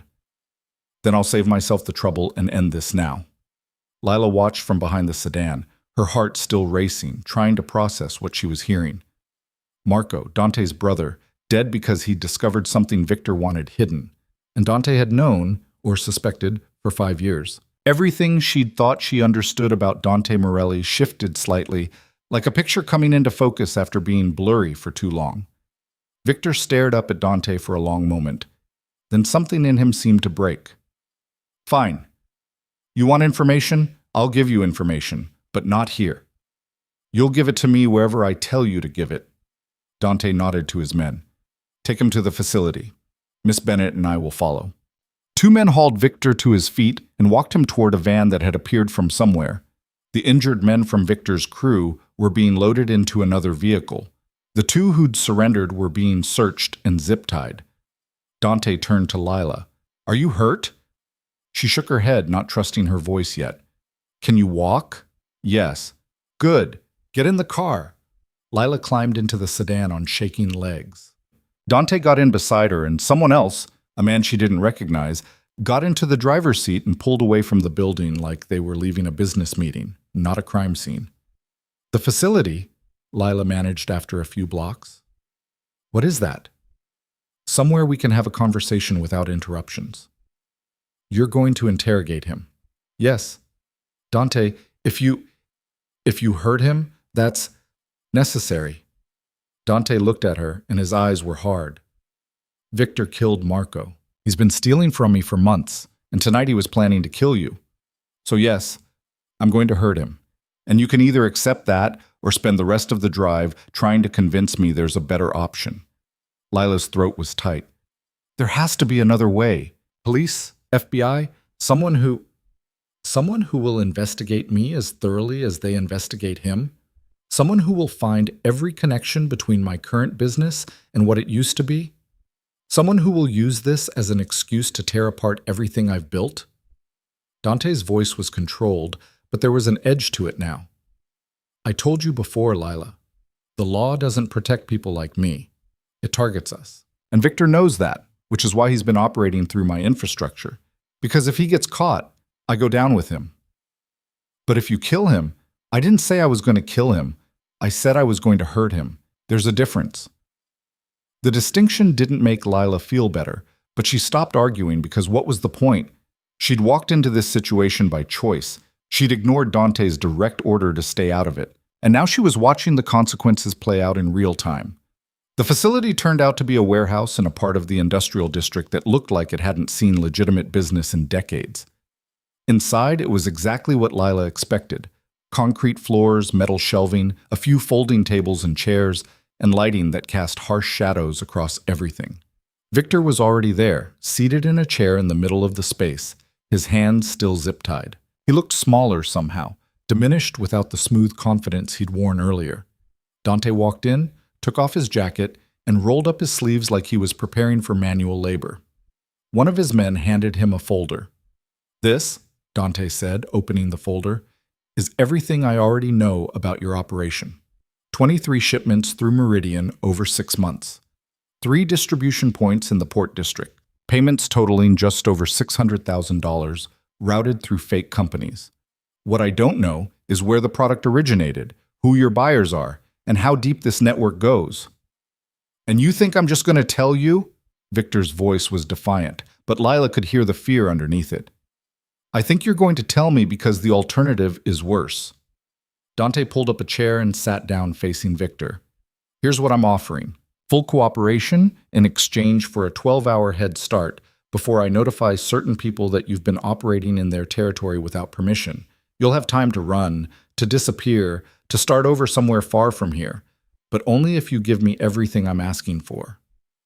And if I don't, then I'll make sure every criminal organization in this city knows you've been skimming from their supply chains and using my company as cover. You'll be dead within 48 hours, and I'll be slightly inconvenienced by having to clean up the mess."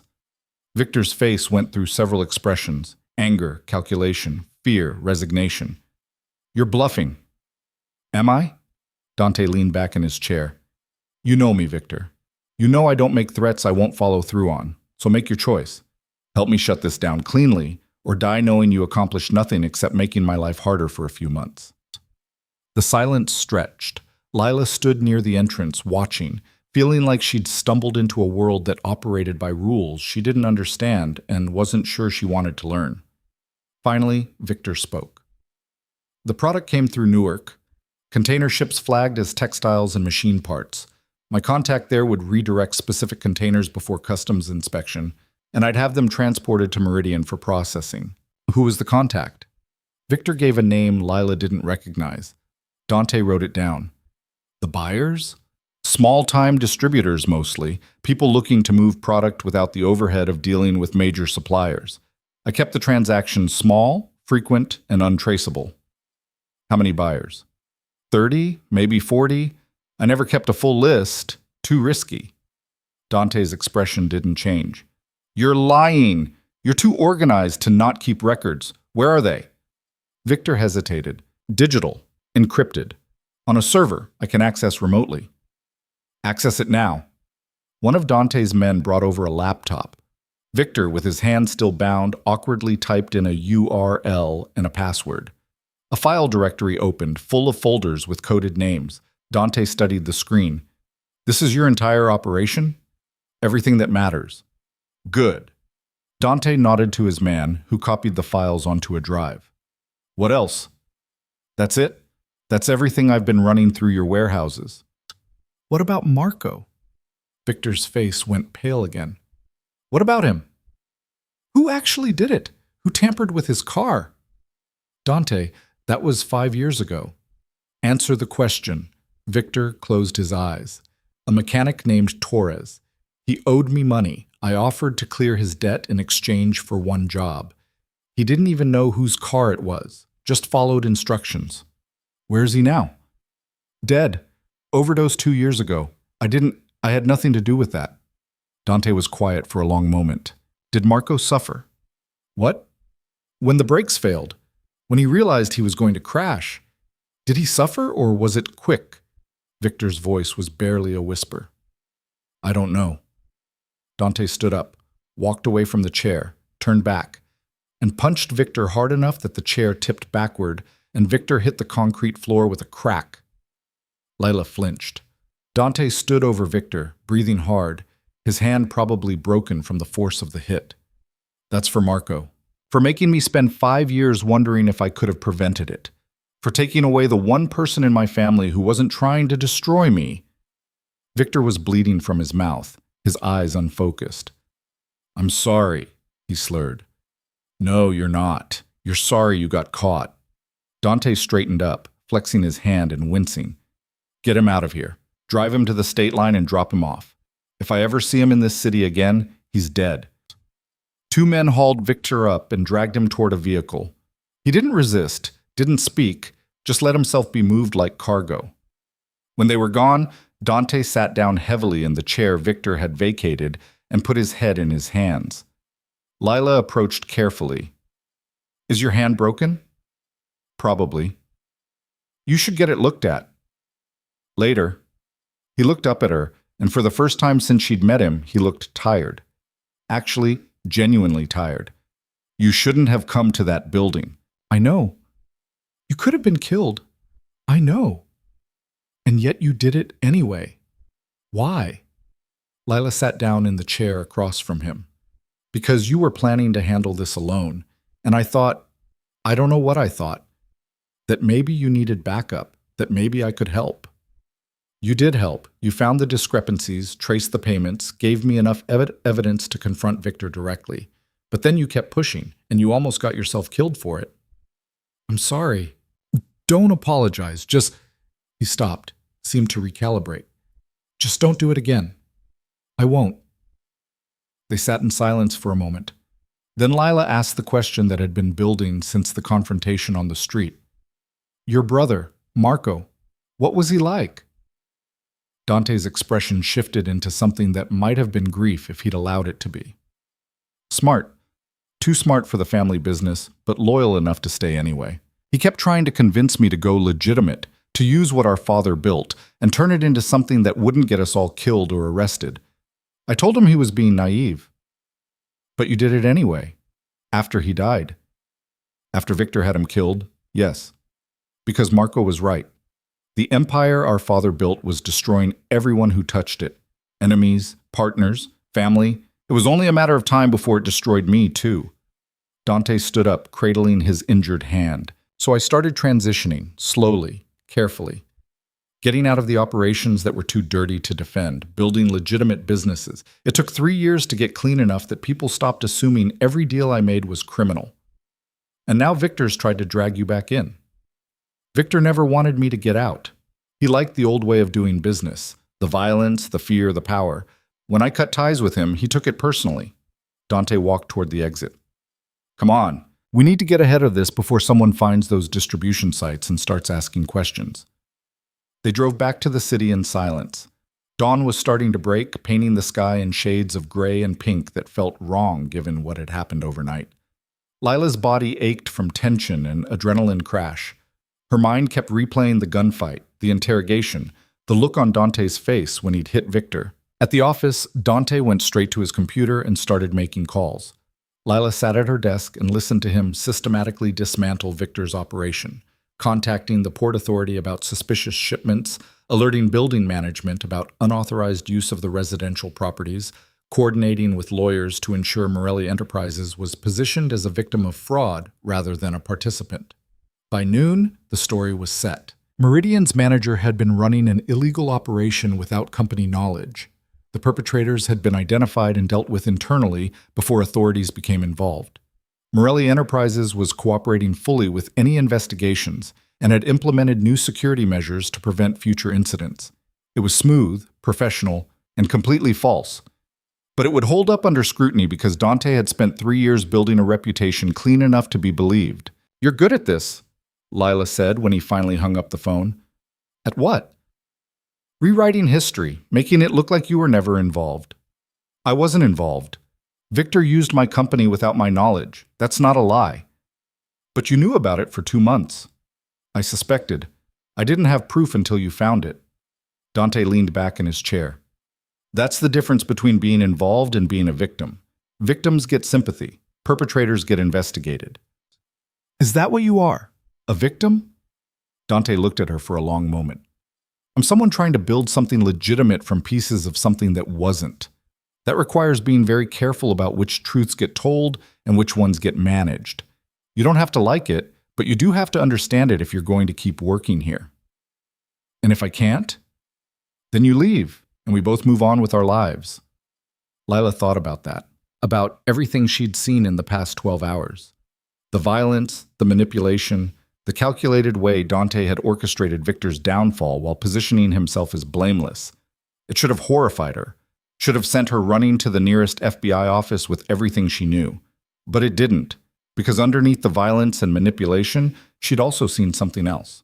A man who'd avenged his brother's death, who'd risked exposure to protect his company and everyone who worked for it, who'd come for her when she'd been stupid enough to get herself captured, even though leaving her would have been safer. "I'm staying," she said. Dante nodded like he'd expected that answer. "Good, because we have a lot of work to do." Over the next 2 weeks, they systematically cleaned up the aftermath of Victor's operation. The distribution sites were cleared and returned to their landlords. The containers in Newark were intercepted and their contents documented for authorities. The buyers on Victor's list were quietly notified that their supply chain had been compromised and they should find new sources. Dante moved through it all with the same controlled precision he applied to everything else, delegating tasks, managing information, ensuring that every loose end was tied off neatly before it could become a problem. Leela watched him work and started to understand how he'd built an empire, not through fear alone, though that was part of it, but through ruthless efficiency, through understanding that every problem had a solution if you were willing to pay the right price, through knowing when to be brutal and when to be smart. She also started to understand herself better. The part of her that had reported fraud at Morrison and Hecht wasn't gone. It was just being applied differently now. Instead of exposing problems to external authorities, she was helping solve them internally. Instead of trusting the system to deliver justice, she was watching justice be delivered through channels the system would never acknowledge. It should have bothered her more than it did. One evening, 3 weeks after the confrontation with Victor, Dante called her into his office. It was late, past 9, and the building was mostly empty. He had a bottle of whiskey on his desk and 2 glasses. "Drink?" he offered. "I told you, I don't consider it a celebration. We're officially clear. The authorities have closed their investigation into Meridian. Victor hasn't been seen in the city since we released him. And our quarterly numbers are actually up because we're not bleeding money through fake consulting fees." Lila sat down and accepted the glass. "Where do you think he went?" "Victor? South America, probably. Somewhere with loose extradition laws and cheaper real estate. He'll rebuild eventually, but it won't be here." "And if he comes back?" "He won't." Dante took a sip of his whiskey. "Because he knows if he does, I'll finish what I started, and this time there won't be any warnings." They drank in silence for a moment. Then Dante said something that surprised her. "Thank you." Lila looked up. "For what?" "For finding the discrepancies. For being stubborn enough to keep pushing even when I told you to stop. For—" He paused, choosing words carefully. "For not running when you saw what this world actually looks like." "I almost did run, several times. But you didn't. That counts for something." He refilled both glasses. "I meant what I said before. I don't hire people unless they're useful to me. But you've become more than useful, Miss Bennett. You've become necessary." Lila felt heat rise in her face and tried to ignore it. "I'm just doing my job." "You're doing more than that. You're helping me build something that might actually last. Something Marco would have been proud of."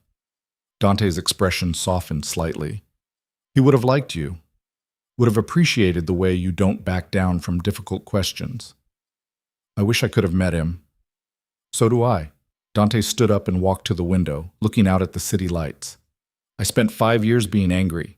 At Victor, at myself, at the universe for taking Marco when he was the only decent person in our family. And that anger made me careful. Made me transition away from the business that got him killed. But it also made me cold. Made me push away anyone who got too close, because closeness meant vulnerability." He turned back to face her. "You've made that harder to maintain." Lila's heart was beating faster than it should. "What are you saying?" "I'm saying that somewhere between you breaking my vase and you nearly getting killed investigating my company, I started caring whether you lived or died. And that's complicated." "Complicated," Lila repeated. "I'm your employer. You work for me. There's a power dynamic that makes anything beyond that inappropriate at best and predatory at worst. And yet—" He stopped, seeming to weigh his next words carefully. "And yet I find myself thinking about you more than I should. Wondering what you think about things that have nothing to do with work, wanting to know you in ways that have nothing to do with your ability to analyze spreadsheets." Lila set down her glass because her hands were shaking. "Dante, you don't have to say anything. I'm not asking for anything. I'm just being honest. Because after everything we've been through, you deserve honesty." She stood up, walked around the desk, and stopped a few feet away from him, Close enough to see the scar near his eyebrow in detail, close enough to smell the whiskey on his breath and the expensive cologne he always wore. "I've been thinking about you too," she said quietly, "in ways that definitely don't have anything to do with work.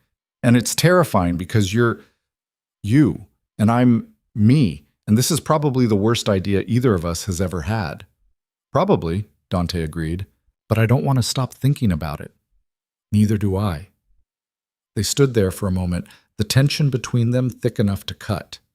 Then Dante reached out slowly, giving her every opportunity to step back, and touched her face with his uninjured hand.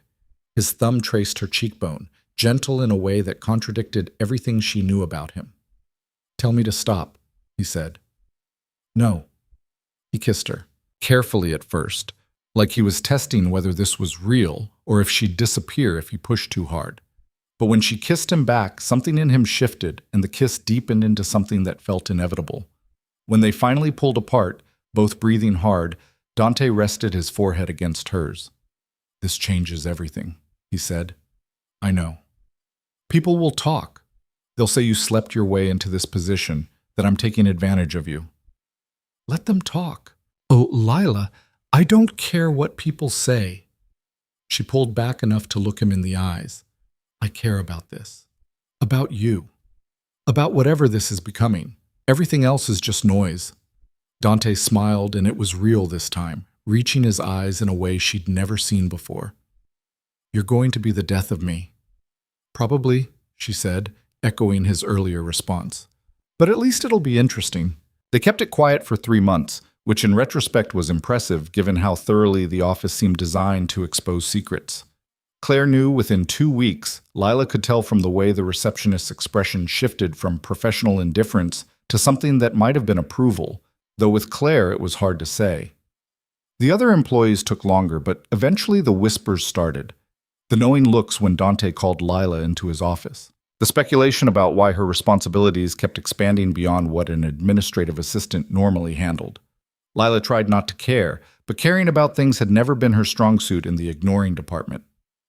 "They're saying I promoted you because we're sleeping together," Dante said one evening in his apartment, which had become their default meeting place since the office felt too exposed and Lila's studio felt too small. "Are they wrong?" Lila was curled up on his couch with a financial report she was reviewing, wearing one of his shirts because her work clothes were in a heap somewhere near the door. "Technically, no. Chronologically, yes. You earned the promotion before we started this." "This?" Lila repeated. "That's what we're calling it?" Dante looked up from his own work. "What would you prefer?" "I don't know. Something more definitive than this. Something that doesn't sound like we're still figuring out if it's real." He set down his laptop and moved to sit beside her. "It's real. I'm just not sure what to call it that doesn't sound either too casual or too presumptuous." "Relationship?" "That works." "Good." Lila went back to her report, but Dante took it from her hands and set it aside. "We should talk about something," he said. "That opening never leads anywhere good." "It's not bad. It's just complicated." He seemed to be choosing his words carefully, which meant whatever came next mattered. "There's still a piece of the Victor situation I haven't dealt with. A loose end that's going to come back eventually if I don't address it now." Lila felt something cold settle in her stomach. "What piece?" "The people he was supplying. The buyers on that list we copied from his server. Most of them were small operations, but a few were connected to larger organizations. Organizations that are going to want to know why their supply chain dried up. Can't you just, I don't know, tell them Victor's gone and they need to find new sources?" "I did tell them that 3 weeks ago. Most of them moved on, but there are 2 who've been asking questions, digging into why Victor disappeared so suddenly. And one of them has connections to people I used to do business with when my father was alive." Lila sat up straighter. "Meaning what?" "Meaning they know enough about my history to be suspicious. They know the kind of man I used to be, and they're wondering if I'm that man again." Dante stood up and walked to the window. "There's a meeting scheduled for tomorrow night. Neutral location. Just conversation, they say. But conversation in this world usually comes with expectations attached." "What kind of expectations?"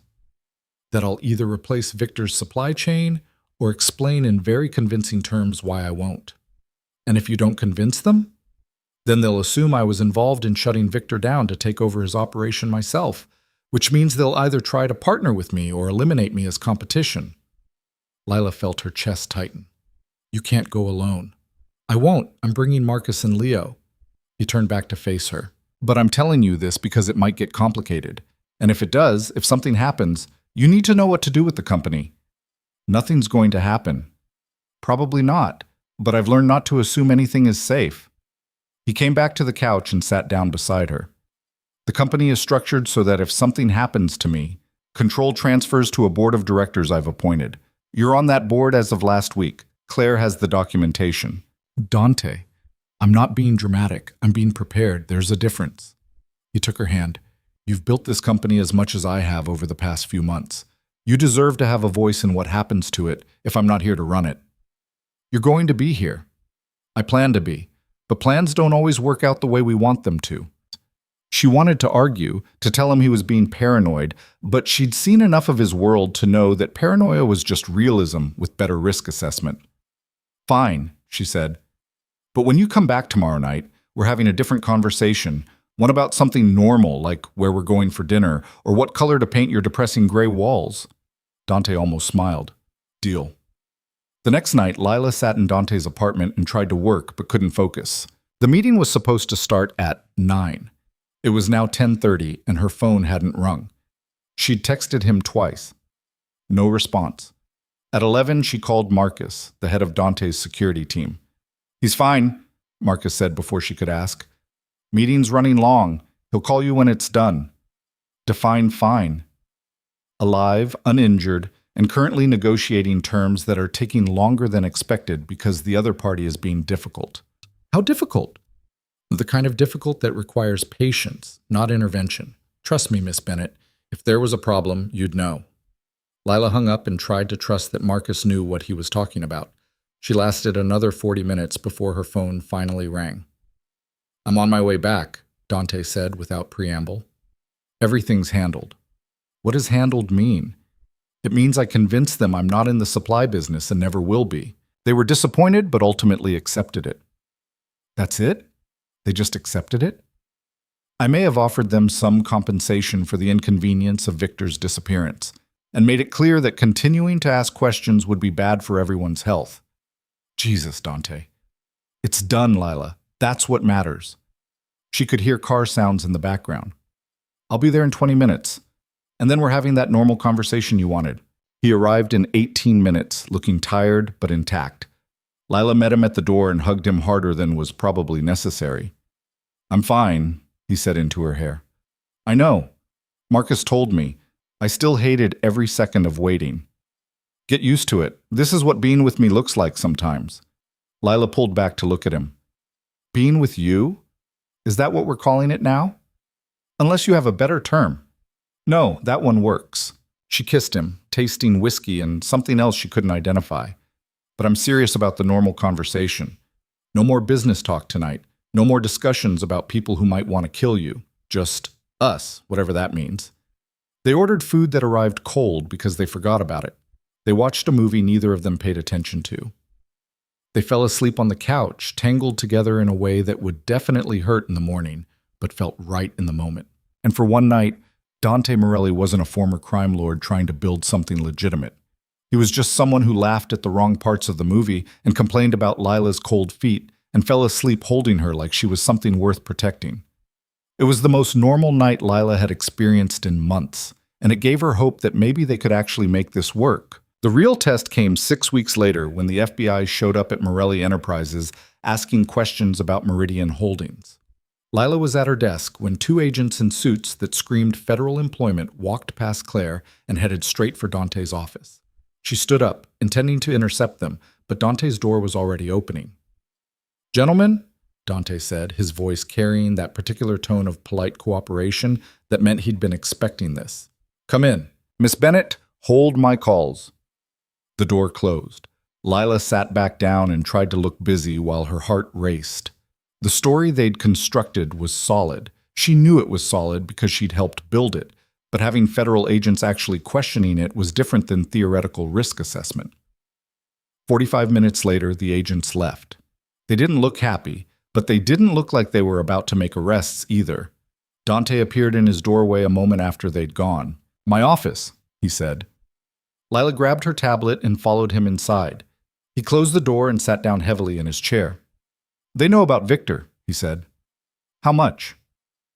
"That he was running an operation through Meridian, that he disappeared around the same time we filed reports about unauthorized use of company resources.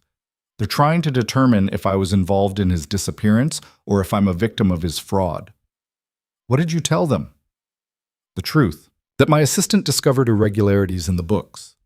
That we investigated internally and found Gerald Renton had been facilitating an illegal operation without company knowledge. That we terminated Renton and reported the findings. That Victor Rains was Gerald's outside contact and disappeared before we could question him further." "Did they believe you?" "They're suspicious. But suspicion isn't evidence, and they don't have evidence because we were careful." Dante looked at her. "They're going to want to talk to you, probably tomorrow. They'll ask about what you found and when you found it and whether I gave you any indication that I knew what was happening before you reported it." Lila's mouth was dry. "What do I tell them?" "The truth. That you found the discrepancies during a routine review. That you reported them to me immediately. That I ordered an investigation and terminated the people responsible. Don't embellish, don't speculate, and don't try to protect me by lying. Just tell them exactly what happened. Even the part where I went to that building against your orders? Especially that part. It establishes that you were acting independently, which means if they try to claim you were helping me cover something up, we have evidence that you were actually investigating without my knowledge." It made sense in the cold, calculated way. Everything about Dante's approach to problems made sense, but it still felt wrong to use her mistake as a shield. "What if they don't believe me?" she asked. "Then we'll deal with it." "But Lila..." He stood up and walked around the desk to stand in front of her. "If they offer you immunity in exchange for testimony against me, take it." "What? No, I'm not..."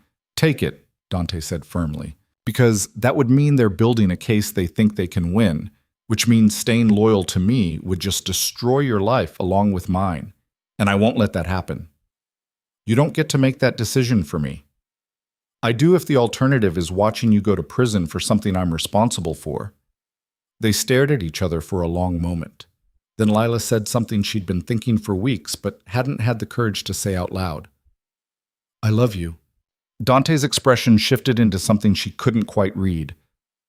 "That's a terrible reason to commit perjury."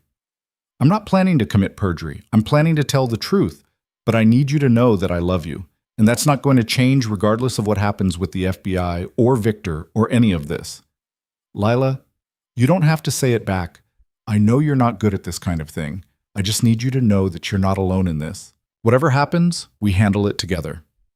Dante pulled her into a kiss that tasted like desperation and relief in equal measure. When he finally pulled back, he rested his forehead against hers.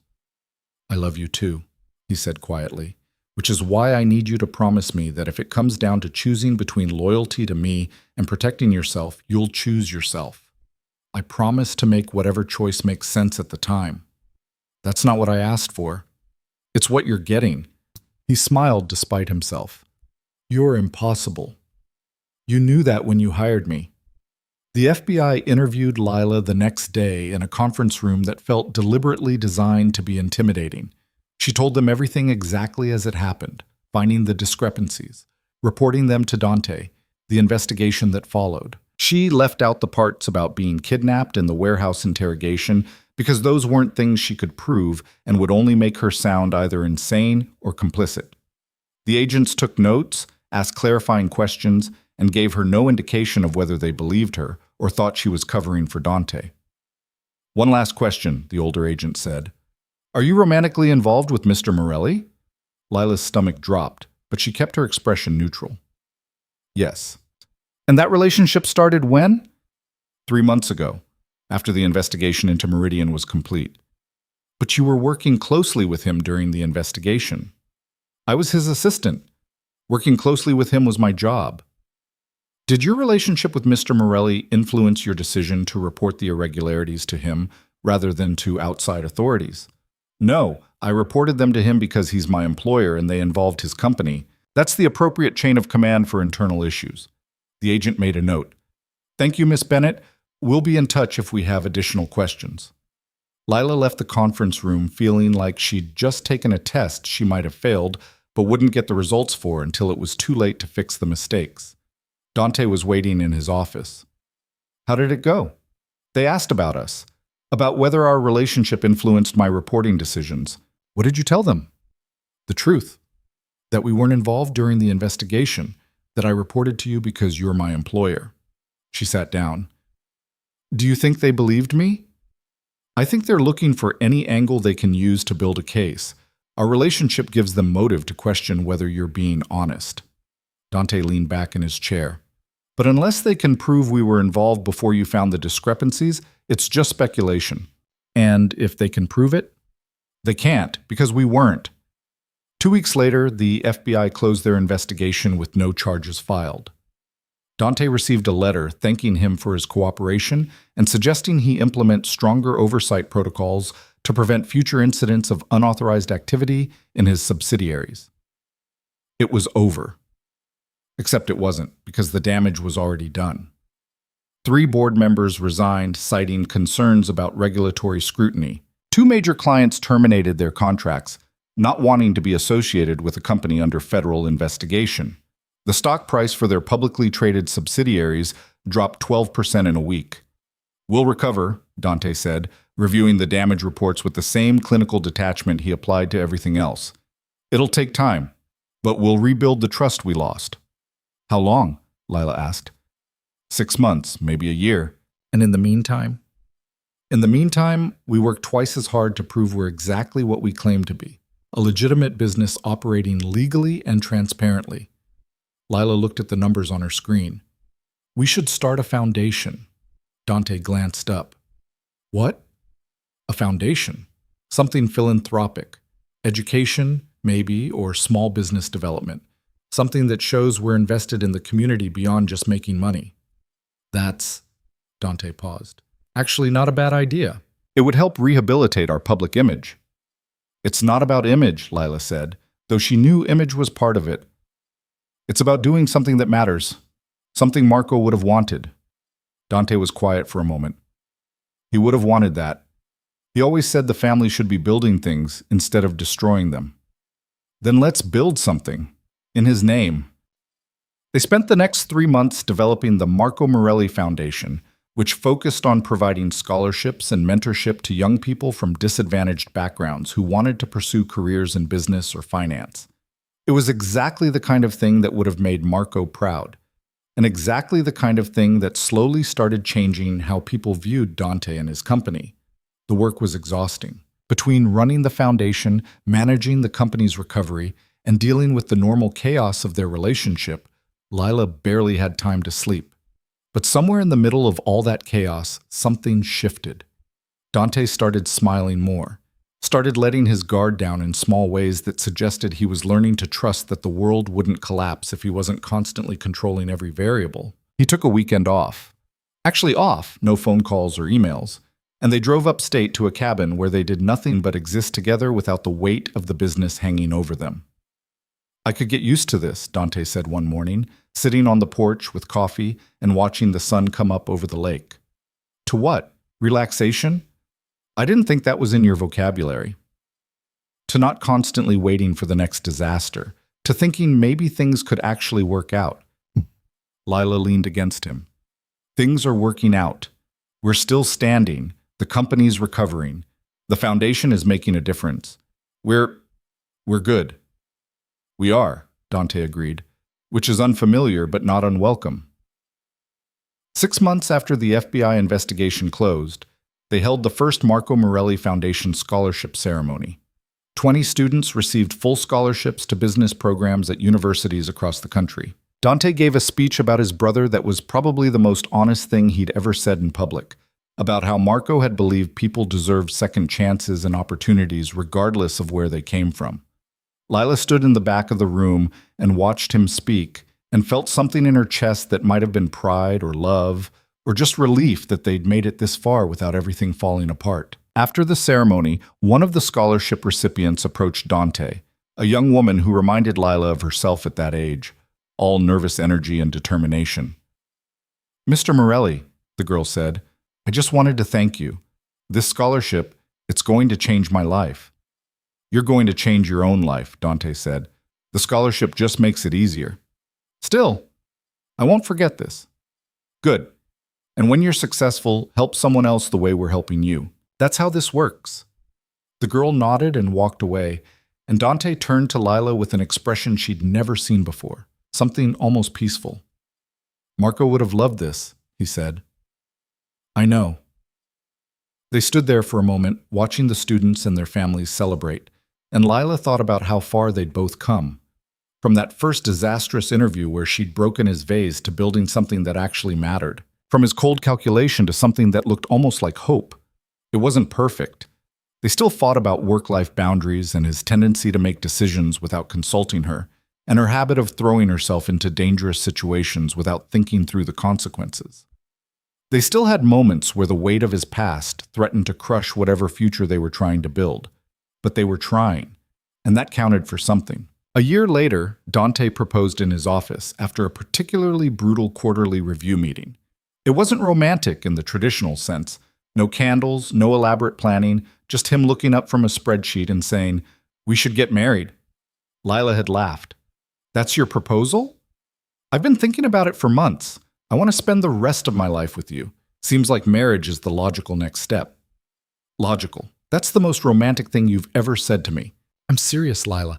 I want this. I want us. He seemed to struggle for words. I want to build something with you that isn't just business. Something that's ours. Lila set down her tablet and walked around the desk to sit in his lap, which made him smile because she knew he loved when she disrupted his carefully organized space. Yes, she said. Yes? Yes, I'll marry you. Despite your terrible proposal skills and your inability to take a day off and your tendency to solve problems by throwing money at them. Those are all valid criticisms. I know, I'm marrying you anyway. They got married 6 months later in a small ceremony that was about as far from traditional as possible. No church, no elaborate reception, just close friends and family in the Foundation's community center. Claire was there, looking almost approving. Marcus gave a speech about how Dante had changed over the years from someone who solved problems with violence to someone who occasionally tried talking first. Lila's parents flew in from Seattle and spent the entire weekend trying to understand how their daughter had ended up married to someone who'd once been on the FBI's watch list. It was imperfect and chaotic and exactly right. The years that followed weren't easy. Building a legitimate empire from the ruins of a criminal one took constant work. There were setbacks, clients who couldn't get past Dante's history, regulators who watched them more closely than other companies, competitors who tried to use his past against him. But there were victories too. The foundation grew, helping hundreds of students. The company expanded into new markets, building partnerships based on actual trust rather than fear. Dante slowly became known not as a former crime lord, but as a businessman who'd turned his life around and was using his second chance to help others do the same. Lila became COO after 2 years, which some people still attributed to her relationship with Dante, but most people recognized as earned through sheer competence. She transformed the company's operations, implementing systems that made them more efficient and transparent. She became the public face of the foundation, speaking at events and conferences about second chances and the power of education to break cycles of poverty and crime. They bought a house, a real house, not an apartment, with enough space that they could both have offices and not drive each other crazy working from home. They adopted a dog that Dante pretended to find annoying but who slept in their bed every night. They fought and made up and learned how to be partners in every sense of the word. 5 years after that first disastrous interview, Lila stood in the Foundation's new headquarters, a building they'd renovated in a neighborhood that had needed investment, and looked at the photo wall they'd created. Pictures of scholarship recipients, stories of students who'd gone on to build their own businesses, or pursue advanced degrees, or come back to help the next generation. We did this, Dante said, coming to stand beside her. We did. It's not what I thought my life would look like. Better or worse? Better. Definitely better. He put his arm around her waist. I spent so many years thinking redemption wasn't possible, that once you'd done certain things, there was no coming back from them. But you proved me wrong. We proved you wrong, Lila corrected. I couldn't have done this without you. And you couldn't have done it without deciding you wanted something different. I wanted something different because of you, because you looked at me and saw someone worth believing in, even when I didn't believe in myself. Lila turned to face him. You know what the best part is? What? We're still figuring it out, still building, still making mistakes and learning from them. It's not perfect, but it's real. And I'll take real over perfect any day. Dante kissed her, soft and slow, in the middle of the Foundation headquarters, surrounded by evidence that people could change, that second chances could work, that love could exist even in the spaces where fear used to live. When they finally pulled apart, Lila noticed a young man standing near the entrance, looking nervous and out of place in a way that reminded her of herself years ago. "Excuse me," the young man said. "I'm here for the mentorship program interview?" Lila smiled. "You're in the right place. Come on in." She walked him toward the conference room where the interviews were being held, and Dante watched her go with an expression that suggested he was still sometimes amazed that this was his life now. Later that night, in their house with their annoying dog sleeping between them and the city lights visible through the window, Dante said something he'd never said before. "I'm happy." Lila looked at him in the darkness. "Yeah?" "Yeah. For the first time in longer than I can remember, I'm not waiting for something to go wrong. I'm just happy." "Good. You deserve to be." "So do you." "I am. Happy, I mean. Even when you leave your coffee cups everywhere and forget we have plans and work too late." "I'm working on that." "I know. And I'm working on not reorganizing your desk when you're not looking and stopping myself from investigating things that aren't my business." "How's that going?" "Terribly. I reorganized your desk yesterday." Dante laughed, and the sound filled the room with warmth. They fell asleep like that, tangled together in a bed that was theirs, in a house that was theirs, in a life they'd built from broken pieces and second chances. It wasn't a fairy tale ending. There was no happily ever after promise that nothing would ever go wrong again. They would still have hard days and difficult decisions and moments where the past tried to drag them backward, but they had each other. They had a foundation that was changing lives. They had a company built on something more solid than fear. They had proof that people could change, that love could survive in the darkest places, that chaos and control could somehow find balance. And in the end, that was enough. More than enough. It was everything.